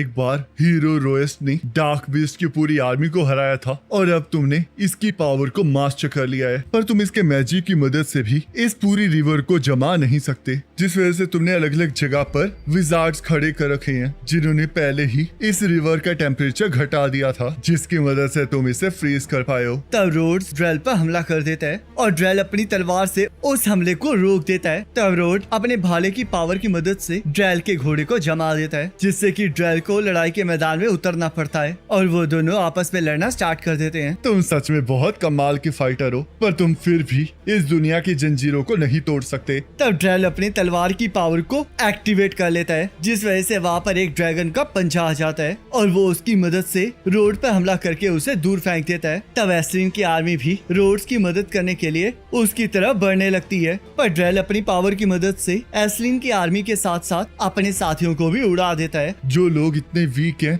जो यहाँ पर मर जाएं, तो उन्हें दुनिया के पार जाने का कोई हक नहीं है। दुनिया के पार, और साथ में तुम आखिरकार किन जंजीरों की बात कर रहे हो? आखिरकार तुम करना क्या चाहते हो? मैं हीरोज के लिए कई कई लेजेंड्स को डिस्ट्रॉय करना चाहता हूँ, क्योंकि वो कभी पूरी नहीं होने वाली। ये इसी लेजेंड की वजह से है कि हम उस अपोनेंट को हराने की कोशिश करते रहते हैं जिसे हराना हमारे बस में नहीं है। तुम्हारे ग्रेट ग्रैंडफादर और मेरे पुराने दोस्त भी इसी लेजेंड्स पर भरोसा करते थे, पर फिर भी वो हार गए, तो इसलिए अब मैं उसी को चेंज करने आया हूँ। तब ड्रेल रॉड्स को जिंदा छोड़ देता है ताकि वो दुनिया को बदलते हुए देख सके और अपनी आर्मी को लेकर वहाँ से जाने लगता है। पर तभी वहाँ पर क्लेविटीज की एंट्री हो जाती है, जिसकी दहाड़ से ही सभी लोग डर जाते हैं। तब क्लेविटीज कहता है, तो क्या तुम हो ड्रेल? तब ड्रेल कहता है, सही कहा, पर आखिरकार साउथ के लॉर्ड को मुझसे क्या काम है? मेरा तुमसे बस एक ही क्वेश्चन है कि जिस मैजिक को तुम अभी यूज कर रहे हो वो कहाँ से आया है? मैंने सुना है कि कोई ह्यूमन और डार्क बीस्ट के बच्चों को चुरा रहा है और इसका लेना देना मैजिक से है, जो कि तुम यूज करते हो। तब ड्रेल कहता है, क्या तुम मुझसे बस यही पूछने यहाँ आए हो? मुझे तो लगा था कि डार्क बीस्ट के लॉर्ड को और भी काम होंगे। तब क्लेविटीज कहता है, एक लॉर्ड को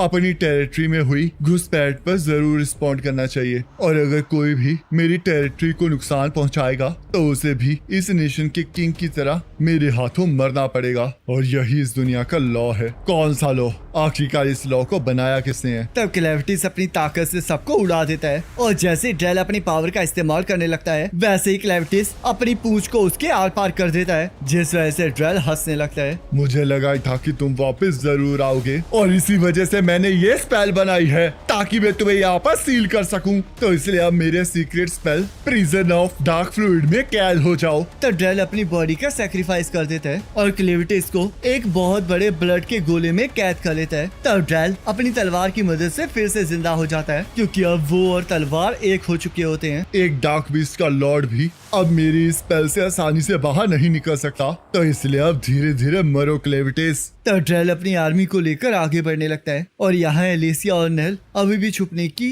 जगह ढूंढ रहे होते हैं, पर उन्हें नहीं पता होता कि टाउन के लोग उन्हें ढूंढते हुए उनके पीछे ही आ रहे हैं। तब यहाँ गांव वाले उस जगह को ढूंढ लेते हैं जहाँ पर एलिसिया और नेल छुपे हुए होते हैं। हम इस जगह को बचपन से जानते हैं, तो इसलिए तुम हमसे नहीं छुप सकती। तुमने डीमन किंग को चैलेंज किया है और उसी वजह से ये सब कुछ हो रहा है, तो इसलिए अब बाहर आओ और अपने किए को भुगतो। तब वो सभी लोग हीरोज की बेइज्जती करने लगते हैं और नेल एलिसिया को ये यकीन दिलाती है कि उसे हीरोज पर पूरा भरोसा है, क्योंकि एलिसिया ने उसकी जान बचाई है। तब एलिसिया को वहाँ से निकलने का कोई रास्ता दिखाई नहीं दे रहा होता और एक बंदा उस जगह को जलाने लगता है, पर तभी उसके पेरेंट्स आके उसे रोक देते हैं। ये जगह हमारे पूर्वजों ने बनाई है, तो आखिरकार तुम्हारी हिम्मत कैसे हुई इस जगह को जलाने के बारे में सोचने की? और आखिरकार हम लोग बाहर वालों का हुक्म मान के हीरो को उनके हवाले क्यों करें? ये हम पर डिपेंड करता है कि इस किंगडम और टाउन में कौन रहता है। चलो अब पीछे हट जाओ, इसे मैं संभालता हूँ। हीरो, मैं इस जगह का लीडर मार्क हूँ और मैं तुमसे कुछ क्वेश्चन पूछना चाहता हूँ, तो इसलिए बाहर आओ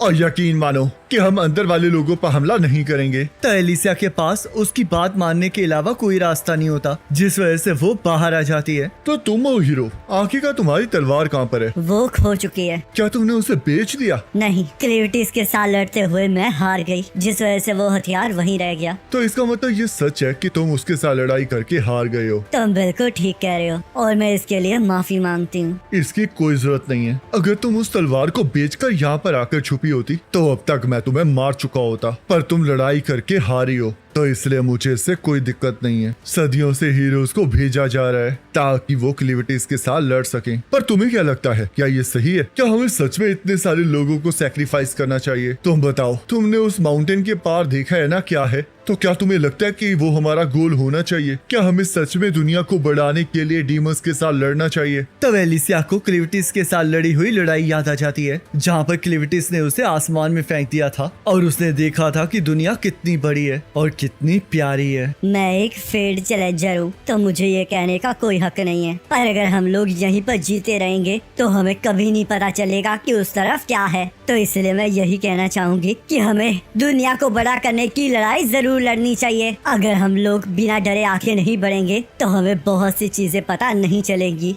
और ये बात मुझे उसने सिखाई है जिसने मेरे साथ बहुत बुरा व्यवहार किया है, और अगर मैं उससे मिली ना होती तो मैं कभी नहीं जान पाती कि आखिरकार ये दुनिया कितनी बड़ी है। तो इसलिए हमें उन माउंटेन्स को पार जरूर करना चाहिए। जो हीरोज मुझसे पहले वहाँ पर मरे हैं, मैं उनके सैक्रिफाइस को व्यर्थ नहीं जाने दूंगी। तो इसलिए मैं इस रीजन को किसी को भी मीनिंगलेस नहीं कहने दूंगी। लगता है किंग ने इस बार बिल्कुल सही पर्सन को चुना है, तो इसलिए अब तुम आजाद हो हीरो। और हाँ, नेक्स्ट किंग को भी अपने आप को प्रूफ करना पड़ेगा। तब एलिसिया को एहसास हो जाता है कि मार्क को पता चल चुका है कि लूना इस जगह का अगला किंग है। तब मार्क वहाँ से जाने लगता है, पर तभी वहाँ पर मेयनार्ड अपने इंसेक्ट्स के साथ आ जाता है और मार्क पर हमला कर देता है, जिस वजह से एलिसिया मेयनार्ड के इंसेक्ट को काट देती है। पर तभी वहाँ पर और भी बग्स आ जाते हैं, जिस वजह से एलिसिया सभी को उस कैबिन के अंदर जाने के लिए कहती है और वो लोग अंदर जाके दरवाजे को बंद कर लेते हैं। तब एलिसिया उन बग्स को मारना स्टार्ट कर देती है। मानना पड़ेगा, एक हीरो के अलावा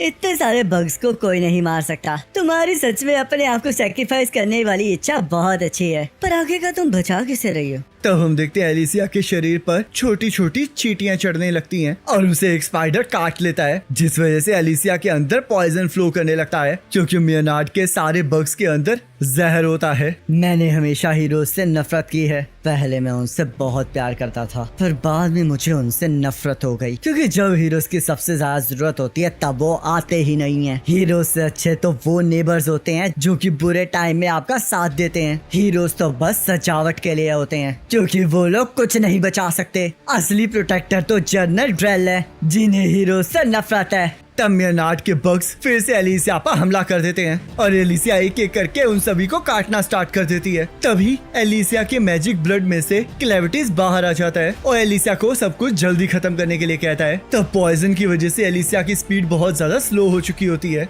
और कैबिन्स के अंदर भी बग्स घुसने स्टार्ट हो जाते हैं। तब मार्क की वाइफ सभी को कैबिन्स के छोटे छोटे होल्स को बंद करने के लिए कहती है ताकि बग्स अंदर ना आ सकें और साथ ही साथ उन सभी को लूना को बचाने के लिए भी कहती है। तब वो सभी लोग कैबिन्स के होल्स को बंद करने में लग जाते हैं और यहाँ एलिसिया के लिए बग्स के साथ लड़ना और भी ज्यादा मुश्किल हो रहा होता है। क्या तुम्हें सच में लगता है कि तुम्हारी ये पावर दुनिया को बचा सकती है? तुम और वो बाकी सारे हीरो झूठे हो। तब मेनार्ड एक स्कॉर्पियो को वहाँ पर बुला लेता है और एलिसिया पर हमला करके उसे पानी में फेंक देता है। तो इसका मतलब पॉइजन तुम्हारे मैजिक ब्लड पर काम कर रहा है और इसी वजह से शायद तुम्हारी मूवमेंट कम हो चुकी है। वैसे तो ये पॉइजन मैजिक ब्लड को डिस्ट्रॉय नहीं कर सकता, पर इससे तुम्हारी हीलिंग रुक गई है, जिसका मतलब अब तुम इमॉर्टल नहीं हो। तब यहाँ केविन के ऊपर कुछ लार्वास हमला कर देते हैं जो कि धीरे धीरे उस केबिन को खाना स्टार्ट कर देते हैं और यहाँ पूरे फॉरेस्ट में भी लार्वास फैल चुके होते हैं जो कि फॉरेस्ट को धीरे धीरे करके खा रहे होते हैं। तब यान ने अभी भी टाउन में ही होती है और टाउन वाले उससे पूछे होते हैं कि आखिरकार वो मेनार्ड के साथ वहाँ पर क्यों नहीं गई है। क्या तुम लोग पागल हो? मैं इसलिए वहाँ पर नहीं गई क्योंकि मैं मरना नहीं चाहती, क्योंकि जब वो विजार्ड सीरियस होता है तब वो तब तक नहीं रुकता जब तक वो सबको डिस्ट्रॉय नहीं कर देता। वो पर्सन बुलेट आर्मी का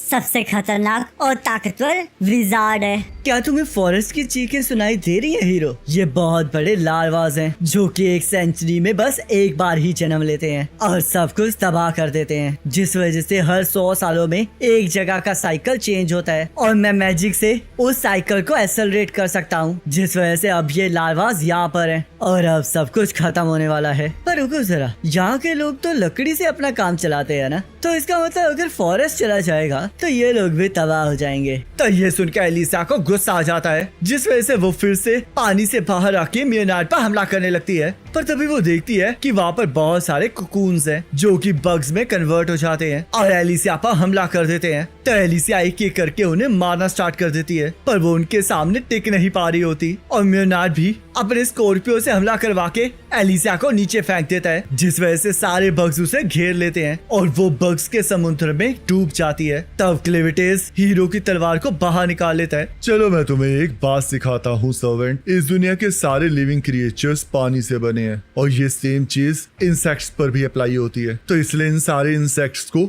एक रिवर की तरह समझो और ये तलवार पानी को काटने की ताकत रखती है, तो इसलिए ये इन इंसेक्ट्स को भी काट सकती है, तो इसलिए इसे जल्द से जल्द खत्म करो। तो एलिसिया उस तलवार को पकड़ लेती है, जिस वजह से वो बग्स की कैद से आजाद हो जाती है और तलवार की मदद से एक ही हमले में वहाँ पे मौजूद सारे के सारे बग्स को मार गिराती है, जिसे देखकर सभी लोग हैरान हो जाते हैं और उन्हें विश्वास हो जाता है कि एलिसिया सच में एक हीरो है। तब मेनार्ड का मैजिक क्रिस्टल भी टूट जाता है और उसे विश्वास नहीं हो रहा होता कि उसने क्या देखा है, पर वो फिर भी सरेंडर करने के लिए तैयार नहीं होता, जिस वजह से एलिसिया उसे बेहोश कर देती है। तो एलिसिया थकान की वजह से खुद भी नीचे गिर जाती है, पर क्लैन आकर उसे पकड़ लेता है। मास्टर, आप वापिस आ गए। सिचुएशन अब बदल चुकी है, तो इसलिए मुझे यहाँ पर एलिसिया को ढूंढते हुए आना पड़ा। आखिरकार तुम किस सिचुएशन के बारे में बात कर रहे हो? क्या तुमने ड्रेल को हराया? वो ड्रेल ही तो प्रॉब्लम है, क्योंकि लग रहा है कि कोई और डीमन किंग उसे सपोर्ट कर रहा है। तब हम यहाँ पर लूना की माँ को देखते हैं, जो कि सभी लोगों की इवैक्यूएशन में मदद कर रही होती है और उसे इस बात पर पूरा यकीन होता है कि उसका बेटा अभी भी जिंदा है। तब एक दादी माँ कहती है, मुझे पता है कि आप कैसा फील कर रही हैं, पर अब किंग के बाद आप ही हैं जो इस किंगडम पर राज कर सकती हैं, तो इसलिए आपको कहीं सेफ जगह पर जाना चाहिए। तो लूना की मॉम कहती है, मैं अपने बेटे को छोड़कर कहीं नहीं जाऊंगी। तो दादी माँ कहती है, पर आपको क्यों लगता है कि आपका बेटा अभी भी जिंदा है? तो लूना की मॉम कहती है, मैंने फौज को देखा था और वो अभी भी चालू था, और इसका मतलब यही है कि अभी भी कोई ऐसा है जो कि किंग बनने के काबिल है, तो इसका मतलब यही है कि मेरा बेटा जिंदा है, क्योंकि उसके अंदर रॉयल ब्लड है। तो इसलिए हमें उसे ढूंढना होगा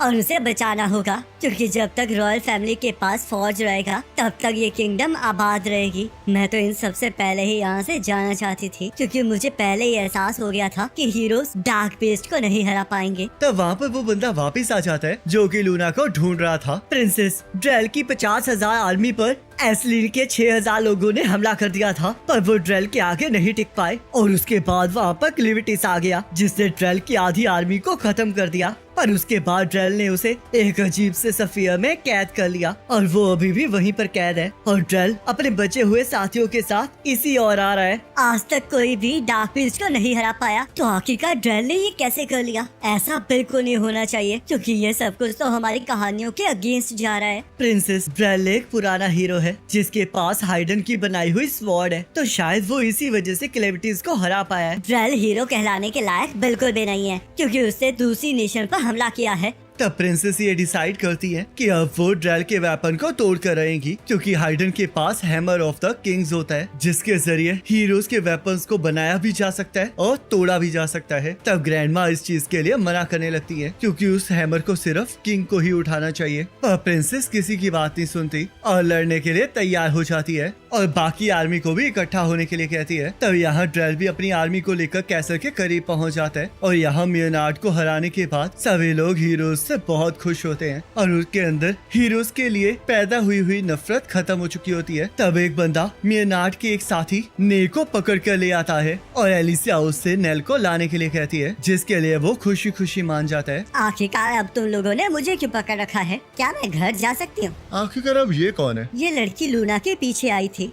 और तुम तो मैग्नेटिज्म की पावर को यूज करती थी ना, तो आखिरकार इतनी आसानी से कैसे पकड़े गई? ताने कहती है, उन लोगों ने बिना वेपन पे मुझ पर हमला किया था, जिस वजह से ये लोग मुझे इतनी आसानी से पकड़ पाए और मेरे गार्ड भी बड़ी आसानी से हार गए। तब एलिसिया कहती है, तो चलो अब मुझे ड्रेल के बारे में बताओ। मुझे जानना है कि आखिरकार ड्रेल किस डार्क बीस्ट से मिला हुआ है। तब ने कहती है, क्या तुम पागल हो गई हो? तब एलिसिया कहती है, क्या तुमने उसका डार्क ब्लड देखा है, जो कि उसकी बॉडी से बाहर आकर इधर उधर घूमता रहता है? तब ने को इसके बारे में कुछ पता नहीं होता, पर क्लैन को पूरा विश्वास होता है कि इसके पीछे डार्क बीस्ट के किसी लॉर्ड का ही हाथ है, क्योंकि वही है जो कि डार्क ब्लड को क्रिएट कर सकते हैं। ड्रेल मेरे लिए बिल्कुल भी खतरा नहीं है, पर अगर कोई और डार्क बीस्ट का लॉर्ड इसमें शामिल है तो सारी चीजें बदल जाती हैं। तो इसलिए हमें पता लगाना होगा कि आखिरकार चल क्या रहा है, और अगर बाकी किसी डार्क बीस्ट में से किसी ने मेरे साथ पंगा लेने के बारे में सोच ही लिया है तो उसे इस चीज का भुगतान तो करना ही पड़ेगा। वो सब कुछ तो ठीक है, पर आखिरकार तुम अपनी असली बॉडी को छोड़ के इस छोटी फॉर्म में क्यों आए हो?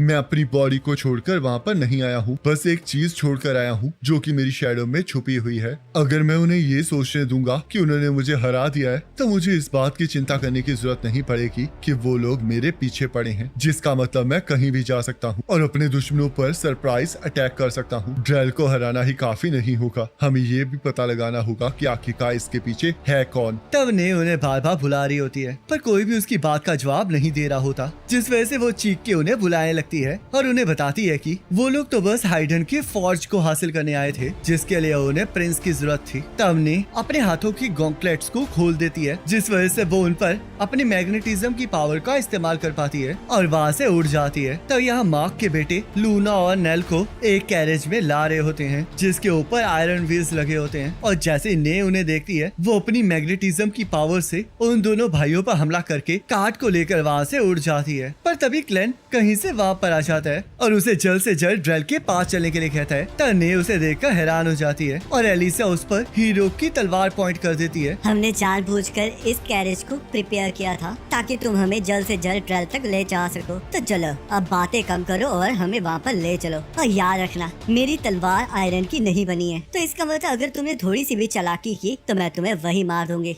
तब वो सभी लोग वहाँ से जाने लगते हैं और विलेजर्स हीरो को उनके गांव को बचाने के लिए थैंक यू कहने लगते हैं। तो क्या तुम्हें अब अच्छा लग रहा है कि तुमने अब कुछ हीरो वाला काम किया है? अपनी बकवास बंद करो। तुम्हें पता है ना कि मैंने सच में एक विलेज को बचाया है और ये सच में एक हीरो वाला काम है। पर इसमें मैंने तुम्हारी मदद की है। मैं भी बहुत ज्यादा इम्प्रेस हो गई हूँ, क्योंकि आप वैसे ही हीरो हैं जैसी मैंने कहानियों में सुनी थी, और ऊपर से मैं बहुत ज्यादा सरप्राइज हूँ कि लूना एक प्रिंस है। क्या मेरे जैसे किसी पर्सन को उसे टच भी करना चाहिए? आखिरकार तुम्हें इसे टच क्यों नहीं करना चाहिए? मैं एक कॉमनर हूँ, जिस वजह से मुझे प्रिंस को छूने का हक नहीं है। तो आखिरकार मैं तब क्या करूँगी जब मैं इसकी माँ से मिलूंगी? तुम्हारे सोशल स्टेटस से ये बिल्कुल डिसाइड नहीं होता है कि तुम कितनी ज्यादा स्ट्रांग हो, और वैसे अब तुम एक नॉर्मल इंसान से कहीं गुना ज्यादा ताकतवर हो चुकी हो। तो इसलिए अगर लूना की माँ ने अगर तुम्हें एक मामूली नौकर समझा तो तुम उसे मार डालना। अपनी बकवास बंद करो। हम तुम प्रिंसेस को ऐसे नहीं मार सकते। मुझे एक चीज बताओ, तुमने मुझे कहा था कि तुम लूना को किंग बना के उसका एडवाइजर बनना चाहते हो, पर क्या तुम्हें सच में लगता है कि अगर तुम ऐसे एक्ट करोगे तो तुम ऐसा कर पाओगे?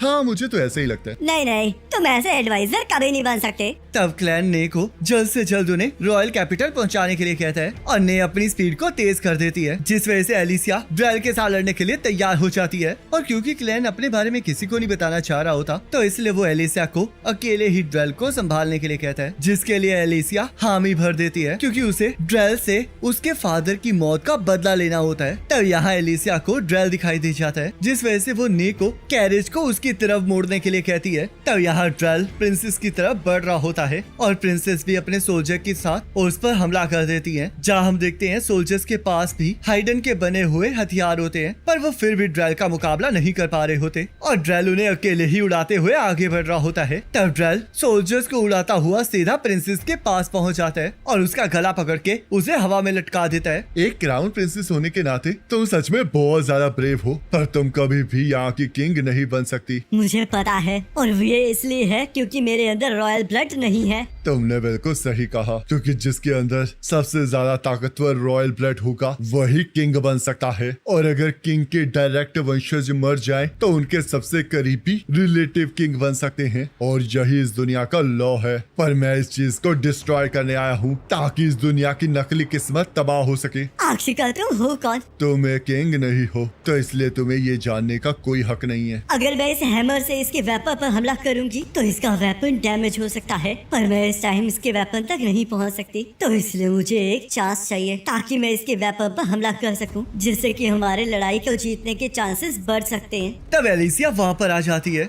और ने पूरी तरह से डरी हुई होती है। स्वॉर्ड मास्टर की लड़की, आखिर का तुम यहाँ पर कर क्या रही हो? मैं यहाँ पर अपने फादर का बदला लेने आई हूँ। तब इन सब से प्रिंसेस को ड्रेल के वेपन पर हमला करने का मौका मिल जाता है, पर तभी एलिसिया और ड्रेल के वेपन के टकराने की वजह से बहुत बड़ा धमाका होता है, जिस वजह से प्रिंसेस को समझ में नहीं आता कि क्या उसके वेपन ने ड्रेल के वेपन को टच किया भी है या नहीं। तुम जैसे डरपोक हीरो की यहाँ पर कोई जरूरत नहीं है, तो आखिरकार तुम यहाँ पर कर क्या रही हो? एक हीरो तभी आता है जब दुनिया खतरे में होती है, तो इसलिए मैं यहाँ पर दुनिया को बचाने आई हूँ। तब ड्रेल और एलिसिया के बीच में लड़ाई स्टार्ट हो जाती है और यहाँ नेल को उसकी फिक्र हो रही होती है, पर क्लैन को इससे कोई फर्क नहीं पड़ रहा होता, क्योंकि वो हाइडन के फौज की तरफ जा रहा होता है, क्योंकि जो भी ड्रेल के साथ मिलकर ये प्लानिंग कर रहा है उसका आखिरी गोल वो फौज है, तो इसलिए वो वहाँ जाकर ये पता लगाना चाहता है कि आखिरकार इसके पीछे किस डार्क बिस्ट का हाथ है। तो यहाँ हाइडन के कुछ सोल्जर्स फौज की रखवाली कर रहे होते हैं, जिस वजह से उन्होंने क्रिप्ट को खाली छोड़ दिया होता है, जहाँ पर अभी भी किंग की डेड बॉडी पड़ी होती है। तब क्लैन नेल को दीवार का एक स्टोन निकालने के लिए कहता है और हमें पता चलता है कि क्लैन ने नेल के अंदर एक डार्क बीस्ट की पावर डाल दी होती है ताकि वो लूना को प्रोटेक्ट कर सके। तब नेल थोड़ा सा जोर लगाती है, जिस वजह से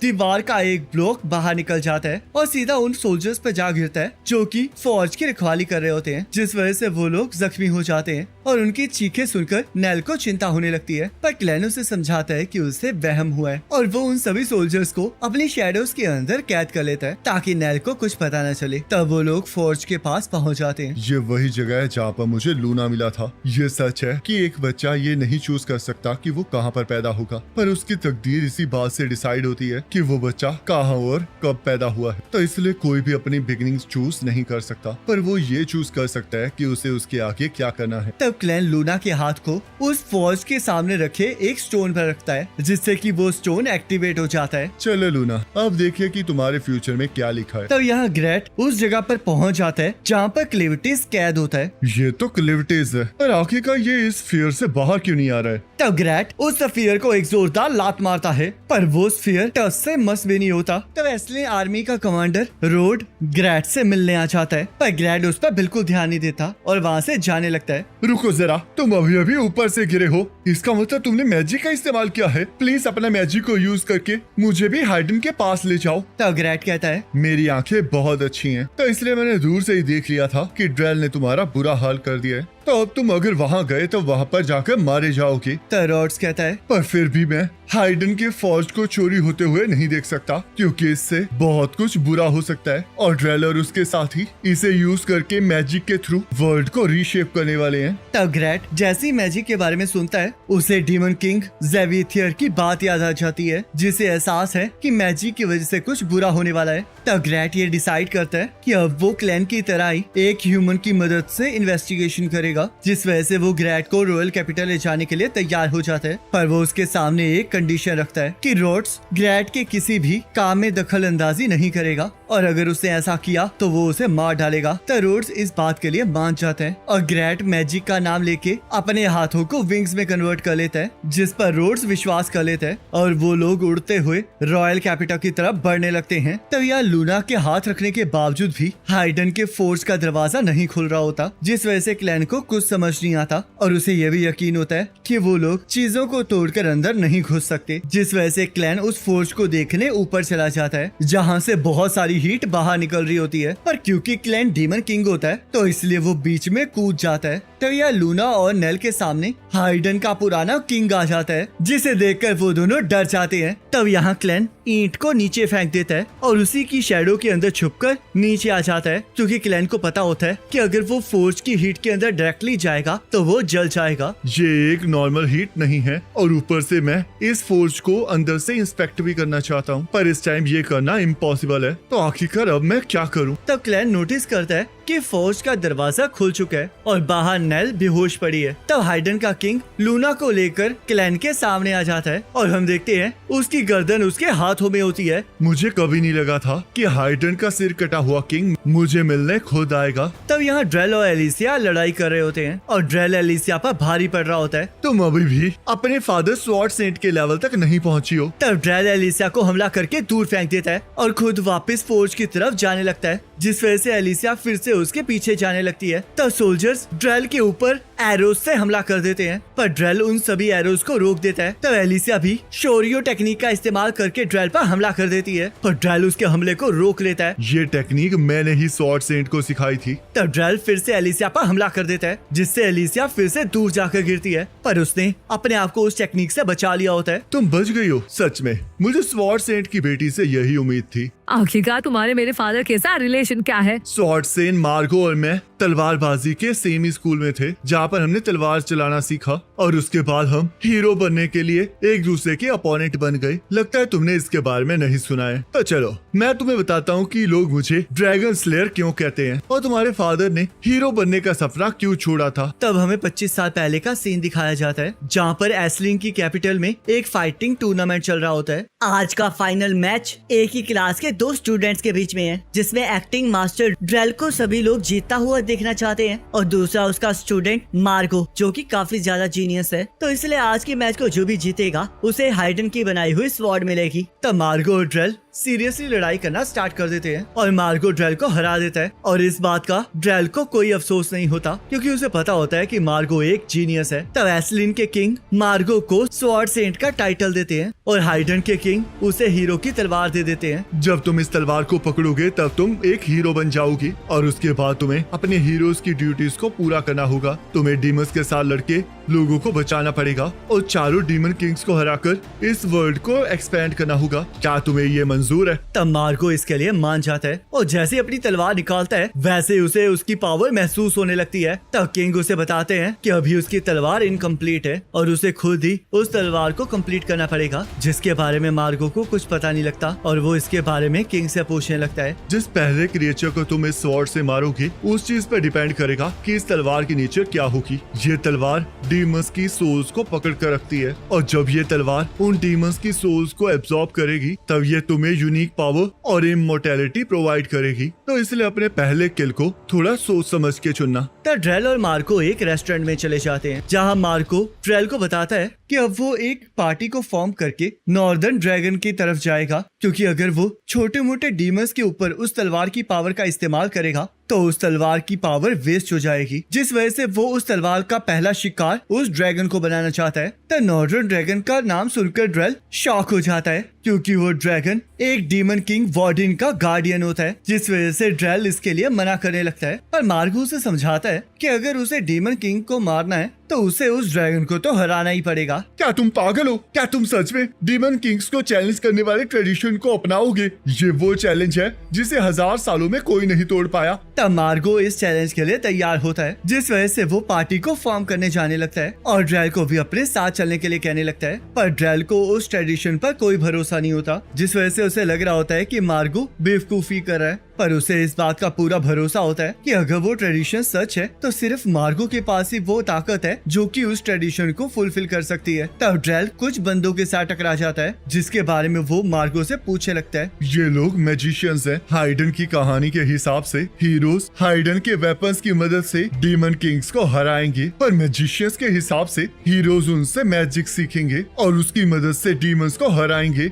पर अभी तक इसका कोई प्रूफ नहीं है। तब ड्रेल और मार्को एक टीम बना के ड्रैगन के पास पहुंच जाते हैं, पर ड्रैगन का सामना होते ही उनकी टीम का कोई भी मेंबर बाकी नहीं बचता, जिस वजह से ड्रेल मार्को को वापस जाने के लिए कहने लगता है। पर मार्को अभी भी ड्रैगन को हराने की जिद कर रहा होता है और ड्रेल को शोरियो टेक्निक से उसे उड़ाने के लिए कहने लगता है, जिससे कि ड्रेल अपनी टेक्निक से मार्को को हवा में उड़ा देता है और मार्को ड्रैगन पर हमला करके उसे नीचे गिरा देता है और उसके विंग्स को जख्मी करने में कामयाब हो जाता है। पर तब भी वो ड्रैगन हार नहीं मानता और मार्गो भी उसके साथ लड़ना स्टार्ट कर देता है। वो ड्रैगन सच में काफी ज्यादा ताकतवर था, पर फिर भी मार्गो उसके साथ लड़ता रहा। मैं तो बस उन्हें एक डिस्टेंस से देख ही रहा था और मुझे लगा था कि शायद मार्गो उस ड्रैगन को मार ही डालेगा, पर तभी एक हादसा हो गया। मार्गो स्नो के अंदर छुपे हुए एक स्टोन के साथ टकरा गया, जिस वजह से उसका बैलेंस बिगड़ गया और उस ड्रैगन ने मार्गो की एक टांग काट दी, जिस वजह से हमारी उम्मीद और मार्गो का हीरो बनने का सपना टूट गया। पर मार्गो ने फिर भी हार नहीं मानी और उस तलवार को मेरी तरफ फेंक दिया। तब वो ड्रैगन मार्गो के ऊपर हमला कर देता है और ड्रेल पूरे गुस्से में आकर मार्गो की तलवार से उस ड्रैगन का सिर धड़ से अलग कर देता है। तब वो तलवार उस ड्रैगन की पावर को एब्जॉर्ब कर लेती है, जिससे कि ड्रेल को समझ में आ जाता है कि वो तलवार कितनी ताकतवर है। पर तभी डीमन किंग वार्डन वहाँ पर आ जाता है, जिसका एहसास होते ही ड्रेल की रूह कांप जाती है। पर जब उसे होश आता है तब उसे कुछ पता नहीं चलता कि वहाँ पर क्या हुआ है, पर उसके आसपास एक ड्रैगन के पंजे का निशान होता है। इतना सब कुछ होने के बावजूद भी मुझे समझ नहीं आया कि आखिरकार हीरो होना किसे कहते हैं, और उसके बाद कुछ साथियों ने हमें वहाँ से बचा लिया, जिस वजह से मैं मार्गो के साथ वापस आ गया। और उसके आगे की कहानी तो तुम्हें पता ही है। इस इंसिडेंट के बाद लोग मुझे ड्रैगन स्लेयर कहने लगे और मुझे विश्वास हो गया कि हीरो की कहानियां बिल्कुल झूठ हैं और हमें धोखा दिया गया है, क्योंकि हमसे इम्पोर्टेंट बात छुपाई गई है और सिर्फ एक ऐसा रास्ता छोड़ा गया है जो कि इम्पॉसिबल है, और इस सच के बारे में सिर्फ हाइडन के किंग्स को ही पता है। तो तुम्हारी कहने का मतलब है कि मैजिक वो सच्चाई है जिसे छुपाया गया है। बिल्कुल सही समझी। मैजिक के ओरिजिन के सीक्रेट्स उस हाइडन की फॉर्ज के अंदर मौजूद हैं, और उसके बाद से जो आवाज मेरे कानों में गूंज रही है उसने इस बात को कंफर्म किया है। तो इसलिए अब मेरी लड़ाई में इंटरफेयर मत करो। तब ड्रेल अपनी पावर से वहाँ पर एक डेड ड्रैगन को बुला लेता है, जिसे देखकर प्रिंसेस हैरान हो जाती है, क्योंकि ये नेक्रोमेंसी की पावर होती है जिसके बारे में सिर्फ पुरानी किताबों में ही लिखा गया होता है। तब ड्रेल उस ड्रैगन की मदद से एलिसिया पर हमला कर देता है, जिस वजह से एलिसिया नीचे गिर जाती है और वो खुद ड्रैगन के ऊपर बैठ के वहाँ से उड़ जाता है। तब यह एलिसिया देखती है कि उसकी हाथ और पाँव की हड्डी टूट चुकी है, पर क्लैन के डार्क ब्लड की वजह से उसकी हाथ और टांग बिल्कुल ठीक हो जाती है। मुझे अभी भी इस पेन को सहने की आदत नहीं हुई है। लगता है ड्रेल यहाँ से जा चुका है और उसके शब्दों को सुन के शायद मुझे एहसास हो गया है कि इन सब के पीछे किस डीमन किंग का हाथ है। क्लैन,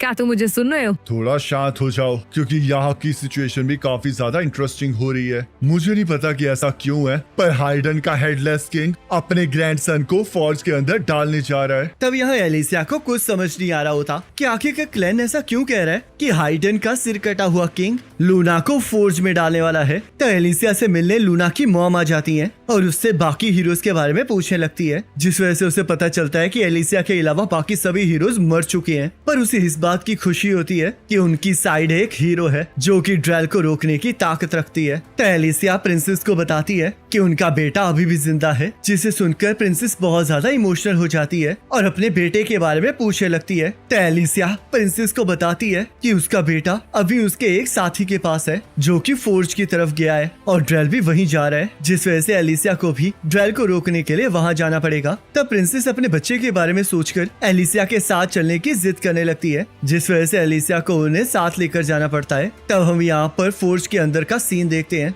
अब मैं इस बच्चे को फर्नेस लॉर्ड को ऑफर करने वाला हूँ। तो हाइडन के किंग के ये शब्द सुनते ही वो फोर्ज पूरी तरह से खुल जाता है, जिसके अंदर बहुत ज्यादा हीट होती है और जैसे ही क्लैन उसके अंदर एक पत्थर को फेंकता है वैसे ही वो पत्थर जलकर राख हो जाता है, जिस वजह से क्लैन हाइडन के किंग को रोक देता है। आखिरकार तुमने अपने ग्रैंड चाइल्ड को अच्छे से क्यों नहीं पकड़ा है? क्या ये तुम्हारा असली ग्रैंडसन नहीं है? तब हाइडन का किंग कहता है, ये मेरा ही ग्रैंडसन है जिसके अंदर रॉयल ब्लड है। तब क्लैन कहता है, अगर ऐसी बात है तो आखिरकार तुम इसे मारना क्यों चाहते हो? क्या ह्यूमन वर्ल्ड में ये सब कुछ कॉमन है कि अपने ग्रैंड चाइल्ड को इस तरह कचरे की तरह मार दिया जाए? तो हाइडन का किंग कहता है, ऐसा कुछ भी नहीं है और वैसे भी मेरी बॉडी मेरी मर्जी से मूव नहीं कर रही है, बल्कि ये इस टाइम इस फर्नेस की कमांड मान रही है। जो लोग किंग बनने के लिए पैदा होते हैं उन्हें पहले यहाँ पर एशेस में कन्वर्ट होना पड़ता है और तब उन्हीं एशेस से दोबारा से किंग का जन्म होता है और यही रिवाज है जो पुराने समय से अब तक चलता आ रहा है। पहले हम नेमिंग सेरेमनी रखते हैं और उसके बाद इस फर्नेस के अंदर उसका ट्रू नेम, ताकि ये कभी भी फर्नेस की मर्जी को मना ना कर सके। इस बच्चे का पब्लिक नेम हाइडेनरियस 6 है, पर इसका असली नाम टॉट है, पर अभी भी इसका असली नाम फर्नेस के अंदर मार्क नहीं हुआ है, जिस वजह से ये फर्नेस की मर्जी से खुद फ्लेम्स के अंदर नहीं जा सकता। तो इसलिए मैं इसकी ऐसा करने में मदद कर रहा हूँ। तब क्लैन कहता है, तो इसका मतलब तुम भी कभी एशेस में कन्वर्ट हुए थे और उसके बाद फर्नेस के अंदर दोबारा से पैदा हुए, और यही वो कारण है जिस वजह से तुम्हारी सिर कटी हुई बॉडी भी आज तक काम कर रही है। तब हाइडन का किंग कहता है, मेरे बेटे और इस बच्चे के बाप ने फर्नेस की आवाज की डर से सुसाइड कर लिया, क्योंकि मैंने उसे सच्चाई पहले ही बता दी थी, क्योंकि मैं चाहता था कि वो अपना पाथ खुद चुने, पर वो मेरी सबसे बड़ी गलती थी। इस दुनिया में सभी की तकदीरें जन्म लेते ही लिख दी जाती हैं, जिन्हें कोई नहीं बदल सकता, और यही इस जगह एटसिया का लॉ है। जब एक किंग मर जाता है तब हम अगले को क्राउन पहना देते हैं। तो इसलिए अगर हमें इस कर्स को तोड़ना है तो हमें इसे पूरी तरह से नष्ट करना पड़ेगा। तो हाइडन का किंग अपने ग्रैंडसन को फर्नेस के अंदर फेंक देता है और यहाँ ड्रेल फर्नेस की तरफ बढ़ रहा होता है ताकि वो उसके अंदर की चीज को एक्सट्रैक्ट कर सके और उसके बाद इस दुनिया को तबाह कर सके। तब यहाँ एलिसिया प्रिंसेस को उठा लेती है और फर्नेस की तरफ बढ़ने लगती है। मैं किंग नहीं हूँ तो इसलिए मुझे सच नहीं बताया गया, पर मेरे पति ने मरते टाइम मुझसे कुछ शब्द कहे थे जो कि मेरे दिमाग में आज तक घूम रहे हैं। उन्होंने कहा था कि इस टाइम कोई भी ट्रू हीरो नहीं है और जो अभी के हीरोज हैं उनके पास डीमन किंग को हराने की ताकत ही नहीं है। मुझे तो समझ नहीं आ रहा कि आखिरकार उन्होंने ऐसा कहा क्यों था। असलियत में 1000 साल के हिस्ट्री के रिकॉर्ड में भी किसी भी हीरो ने किसी भी डीमन किंग को नहीं हराया है, और वैसे भी पुराने रिकॉर्ड्स के ऊपर भरोसा करना बेवकूफी है। तो आखिरकार ये हीरो की कहानी है क्या? आखिरकार कहाँ है वो प्रूफ जो ये बता सकता है कि चालू डीमन किंग्स को हराकर हमारा वर्ल्ड सच में एक्सपैंड होगा?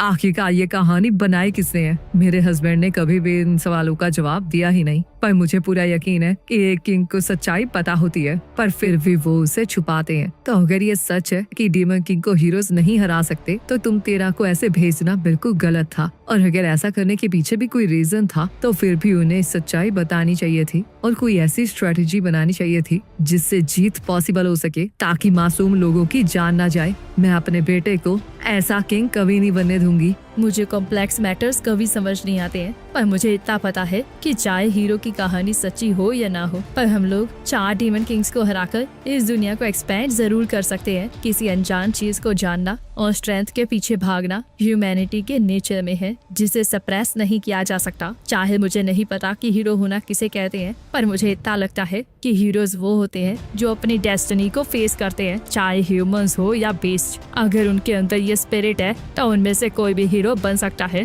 और ड्रेल एक हीरो कहलाने के लायक नहीं है क्योंकि वो पूरी तरह से निराशा में डूब गया है और रियलिटी को डिस्ट्रॉय करना चाह रहा है। तो इसलिए एक हीरो होने के नाते मुझे उसे रोकना ही पड़ेगा। मैं ड्रेल और डीमन किंग से बहुत ज्यादा कमजोर हूँ और यही वो कारण है जिस वजह से मैं हीरो बनने से खुद को नहीं रोक सकती। मैंने पहले ही एक बार क्विट करने का सोच लिया था पर किसी ने मुझे ऐसा करने नहीं दिया। तो हम यहाँ देखते हैं क्लैन ने लूना को बचा लिया होता है और क्योंकि हाइडन का किंग फर्नेस की इच्छा को पूरा नहीं कर पाया तो वो फर्नेस में गिरकर खुद ही जल जाता है। तब फर्नेस सीधा क्लैन पर हमला कर देता है पर क्लैन अपनी पावर से लूना और खुद को बचा लेता है और तभी फोर्स के अंदर एक जोरदार धमाका होता है। तब डीमन किंग वार्डन ड्रेल को जल्द से जल्द फर्नेस तक पहुंचने के लिए कहता है जिस वजह से एलिसिया ड्रेल को रोकने के लिए आगे बढ़ने लगती है और तभी वहाँ पर ग्रेट रॉड्स को लेकर आ जाता है जो कि आसमान से ही अपनी आइस फेयर की मदद से ड्रेल पर हमला कर देता है जिससे कि ड्रेल अपने ड्रैगन के साथ नीचे गिर जाता है पर ड्रेल को फिर भी कुछ नहीं होता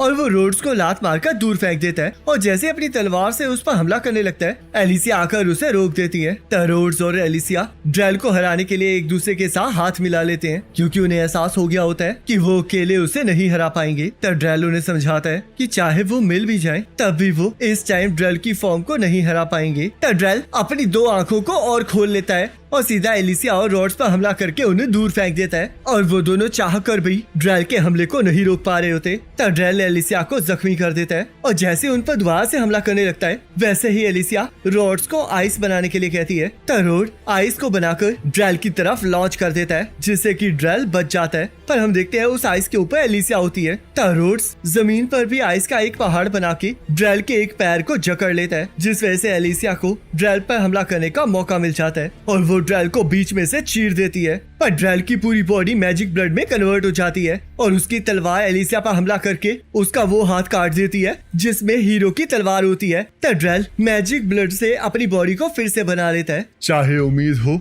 या फिर एफर्ट्स, सच्चाई के सामने ये सिर्फ झलावा है। जैसे कि एक मछली कभी भी ह्यूमन नहीं बन सकती, इसी तरह चाहे हम जितना मर्जी स्ट्रगल कर लें पर फिर भी हम ट्रू हीरोज नहीं बन सकते। इसका रीजन बहुत ज्यादा सिंपल है क्योंकि हम लोग कभी भी हीरोज बनने के लिए पैदा ही नहीं हुए थे। जिस टाइम हमें मैजिक को कास्ट करने के लिए स्टोन्स की जरूरत पड़ने लगी तब से एटसिया की पांचों ह्यूमन रेसेस बहुत ज्यादा कमजोर बन गई। ट्रू ह्यूमन रेस ने एक बार इस पूरी जगह पर राज किया था और उसके बाद वो गायब हो गए और पीछे हमें और कहानियों को छोड़ गए। हम ह्यूमन और डीमंस बस उनकी गेम के मोहरे हैं। तो अगर हमें इस चीज को खत्म करना है तो हमें हीरो की कहानी का हर एक टुकड़ा मिटाना होगा। तब ड्रेल उन पर हमला कर देता है जिसे रोड अपनी सफियर को घुमाकर रोकने लगता है। तब यहाँ क्लैन को सब समझ आ जाता है। तो ये बात है, अब मुझे वार्डन का पर्पस पता लग गया है। अगर मैं सोचूं तो मैंने आज तक कभी भी ट्रू ह्यूमंस को देखा ही नहीं, जिसका मतलब वो तब गायब हो गए थे जब मैं डीमन किंग बना ही नहीं था। तो इसका मतलब ये बात 1000 सालों से भी ज्यादा पुरानी है। ज़विथर को इसके बारे में पता था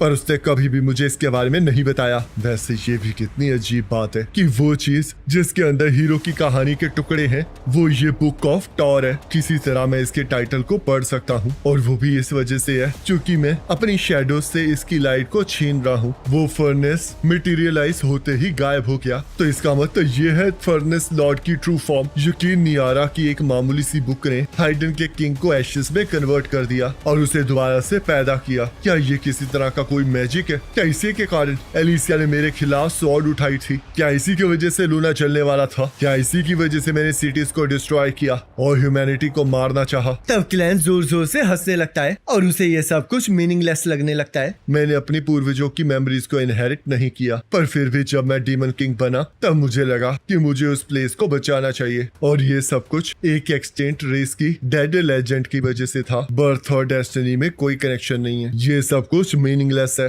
अगर ये दुनिया तबाही से बनी है तो इसका मतलब मैं भी उसी चीज से बना हूँ। आखिरकार ये शब्द किसने कहे थे? क्या ये मैंने कहे हैं? लगता है मैं बोरियत की वजह से कुछ भी कहने लग गया हूँ। तब क्लैन लूना को नीचे रख देता है क्योंकि अब उसे किसी भी चीज में इंटरेस्ट नहीं रहा होता और वो ये डिसाइड करता है कि वो अब सब कुछ छोड़ के अपने माउंटेन वापस चला जाएगा। तब यहाँ बोलेट और हाइडन की आर्मी आपस में लड़ रही होती है और सच्चाई जानकर क्लैन का वहाँ रहने का बिल्कुल मन नहीं कर रहा होता जिस वजह से वो वहाँ से जाने लगता है। क्या तू मजाक कर कर रहे हो? क्या तुम सच में वापस जा रहे हो? तो नौकर तुम अभी भी जिंदा हो। मुझे पता चल गया है कि ड्रेल और वार्डन किस चीज के पीछे हैं और मेरे पास उन्हें रोकने का कोई रीजन नहीं है। तो इसलिए अगर वो हीरोज के सारे निशानों को मिटाना चाहते हैं तो उन्हें ऐसा करने दो। अब इस दुनिया को क्या होता है इससे मुझे कोई फर्क नहीं पड़ता। मैं तुमसे ये सब कुछ नहीं कह रही हूँ, मैं लूना की बात कर रही हूँ। क्या तुमने लूना की आंखें देखी है? क्या तुम उसकी आंखों में देखकर ये कह सकते हो कि ये दुनिया ग्रे है? मुझे इससे कोई फर्क नहीं पड़ता कि ट्रू ह्यूमैनिटी क्या है और ना ही मुझे इससे फर्क पड़ता है कि ट्रू हीरो क्या है। मुझे इस बात की कोई फिक्र नहीं है कि पुरानी कहानियां हमें धोखा दे रही थी। जो लोग इस दुनिया से गायब हो चुके हैं उन लोगों को हमें इंफीरियर रेस कहने का कोई हक नहीं है।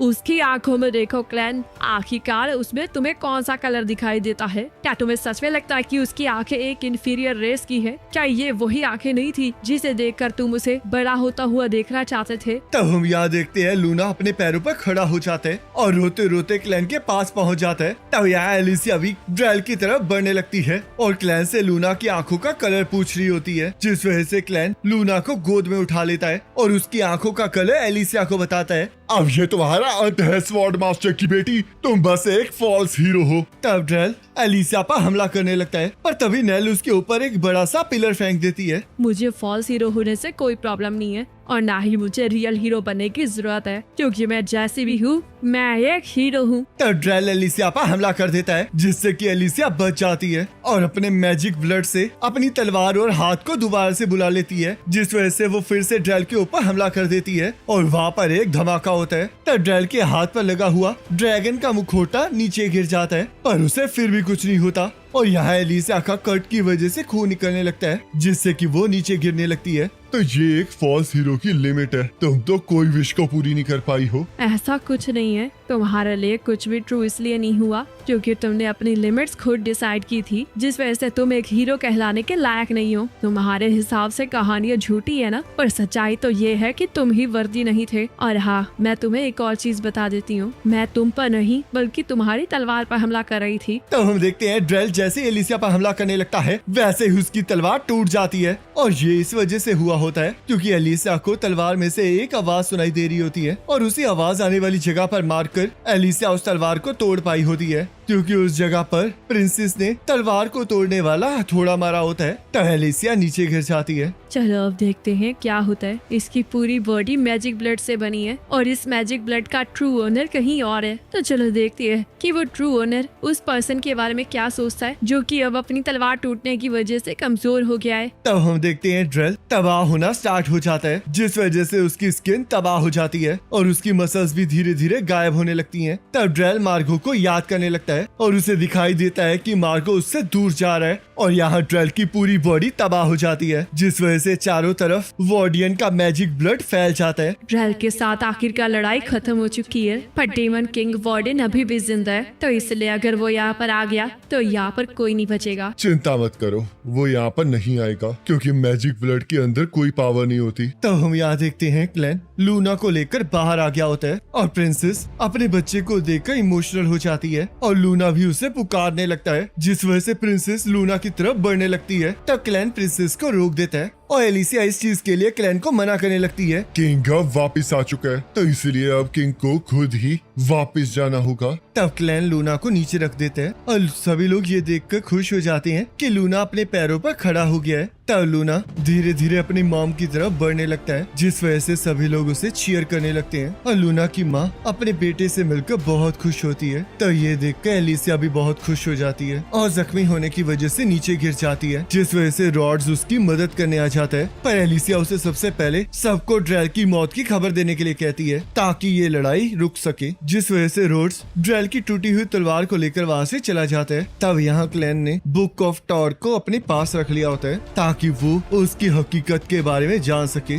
तब वहाँ पर वार्डन एक छिपकली की फॉर्म में आया होता है और क्लेविटिस को बताता है कि टॉर बहुत जल्दी जागने वाला है, पर क्लेविटिस इसके बारे में कुछ सुनना नहीं चाह रहा होता क्योंकि वार्डन उसका दुश्मन बन गया होता है, जिस वजह से वो उस शिपकली को तबाह कर देता है। लगता है अभी मुझे इस दुनिया के बारे में जानने के लिए बहुत कुछ बाकी है। तरोड़ सभी को बताने लगता है कि ड्रेल अब हार चुका है और बुलेट की आर्मी ड्रेल की टूटी हुई तलवार को देखकर अपनी पूरी आर्मी को पीछे हटने के लिए कहती है, जिस वजह से सारे सोल्जर्स वापस जाने लगते हैं और ग्रैट भी ये सब कुछ देख के वापस जाने लगता है। तब यहाँ एसलिन की आर्मी हाइडन की तरफ बढ़ रही होती है और कुछ लोग उस सफियर के पास होते हैं जहाँ पर क्लेविटीज की बॉडी होती है। तब एक बंदा किसी को भी उस सफियर को टच करने से मना करता है। इसके अंदर जो भी है वो अभी भी जिंदा है और वो इस टाइम बाहर नहीं निकलना चाहता, जिस वजह से किसी को भी इसके करीब आने की अनुमति नहीं है। तब यह नेल एलिसिया की मरहम पट्टी कर देती है। ये अच्छी बात है कि मैं मूव कर सकती हूँ, पर ये दर्द अभी भी कम नहीं हो रहा है और ऊपर से मेरे पेट की इंजरी भी बहुत दर्द कर रही है। मैंने तुम्हारे ज्यादा खतरनाक जख्मों को भर दिया है, पर तुम्हें अभी भी दर्द जरूर होगा और मैंने तुम्हारी बॉडी से ब्लड निकलना इसलिए नहीं रोका ताकि किसी को भी तुम पर शक ना हो। मैं चाहता हूँ कि ये पावर आगे भी सीक्रेट बनी रहे। ये सब कुछ तो ठीक है क्लैन, पर तुम्हें क्या लगता है जो ड्रेल ने कहा था क्या वो सच है? मुझे इस बारे में नहीं पता है, मुझे बस एक नाम टॉर के बारे में पता है और ये पता है कि वो बुक जनरेशन से हाइडन के किंग्स को मैनिपुलेट कर रही थी। सच्चाई पक्का हीरोज की कहानी में कहीं होगी, पर वो वाली कहानी नहीं है जो हमें पता है। हमें असली कहानी को ढूंढना पड़ेगा। जो बुक मुझे मिली है उसके साथ एक की है, पर उस की से वो बुक नहीं खुलती। तो इसका मतलब वो ये किसी और बुक की है? अभी तो मुझे यही लगता है और ऊपर से हम उस बुक को जबरदस्ती भी नहीं खोल सकते, तो हमें बाकी बुक्स को ढूंढना पड़ेगा, पर हमें ये नहीं पता कि और कितनी बुक्स हैं। तब एक बंदा उन सभी को कैसल बुलाने आ जाता है और यहाँ हम देखते हैं कैसल में लूना थ्रोन के ऊपर बैठकर खेल रहा होता है। मुझे पूरा यकीन है कि आप सबको पता होगा कि मैंने आपको क्यों बुलाया है। आप सभी ने इस नेशन को डिस्ट्रक्शन से बचाया है, इसलिए मैं आपका जितना शुक्रिया अदा करूं उतना कम है। तब नेल प्रिंसेस से माफी मांगने लगती है, जिस वजह से प्रिंसेस इसका कारण पूछने लगती है। ये ऐसा रिएक्ट इसलिए कर रही है क्योंकि ये एक कॉमनर है और इसे लगता है कि इसने फ्यूचर किंग को दूध पिलाकर बहुत बड़ी गलती कर दी है, जिस वजह से अब ये माफी मांग रही है। तब प्रिंसेस नेल के पास चली जाती है और उसे बताती है कि उसे ऐसा सोचने की कोई जरूरत नहीं है क्योंकि उसने लूना को दूध पिलाकर बहुत बड़ा उपकार किया है। तब प्रिंसेस नेल को इसके लिए थैंक यू कहने लगती है। तो चलिए आप बताइए आप तीनों को क्या चाहिए? मैं वो सब कुछ देने के लिए तैयार हूँ जो मैं दे सकती हूँ। जिसे सुनकर क्लैन खुश हो जाता है। क्या आप कुछ भी दे सकती हैं? तो ये सुनते ही एलिसिया डर जाती है। तो अगर आप कुछ भी दे सकती हैं तो मैं चाहता हूँ कि मैं लूना का मैजिक टीचर बनूं। और गाइस इसी के साथ ये सीजन कंप्लीट हो जाता है। अब आपको ये वाला सीजन कैसा लगा मुझे कमेंट करके जरूर बताना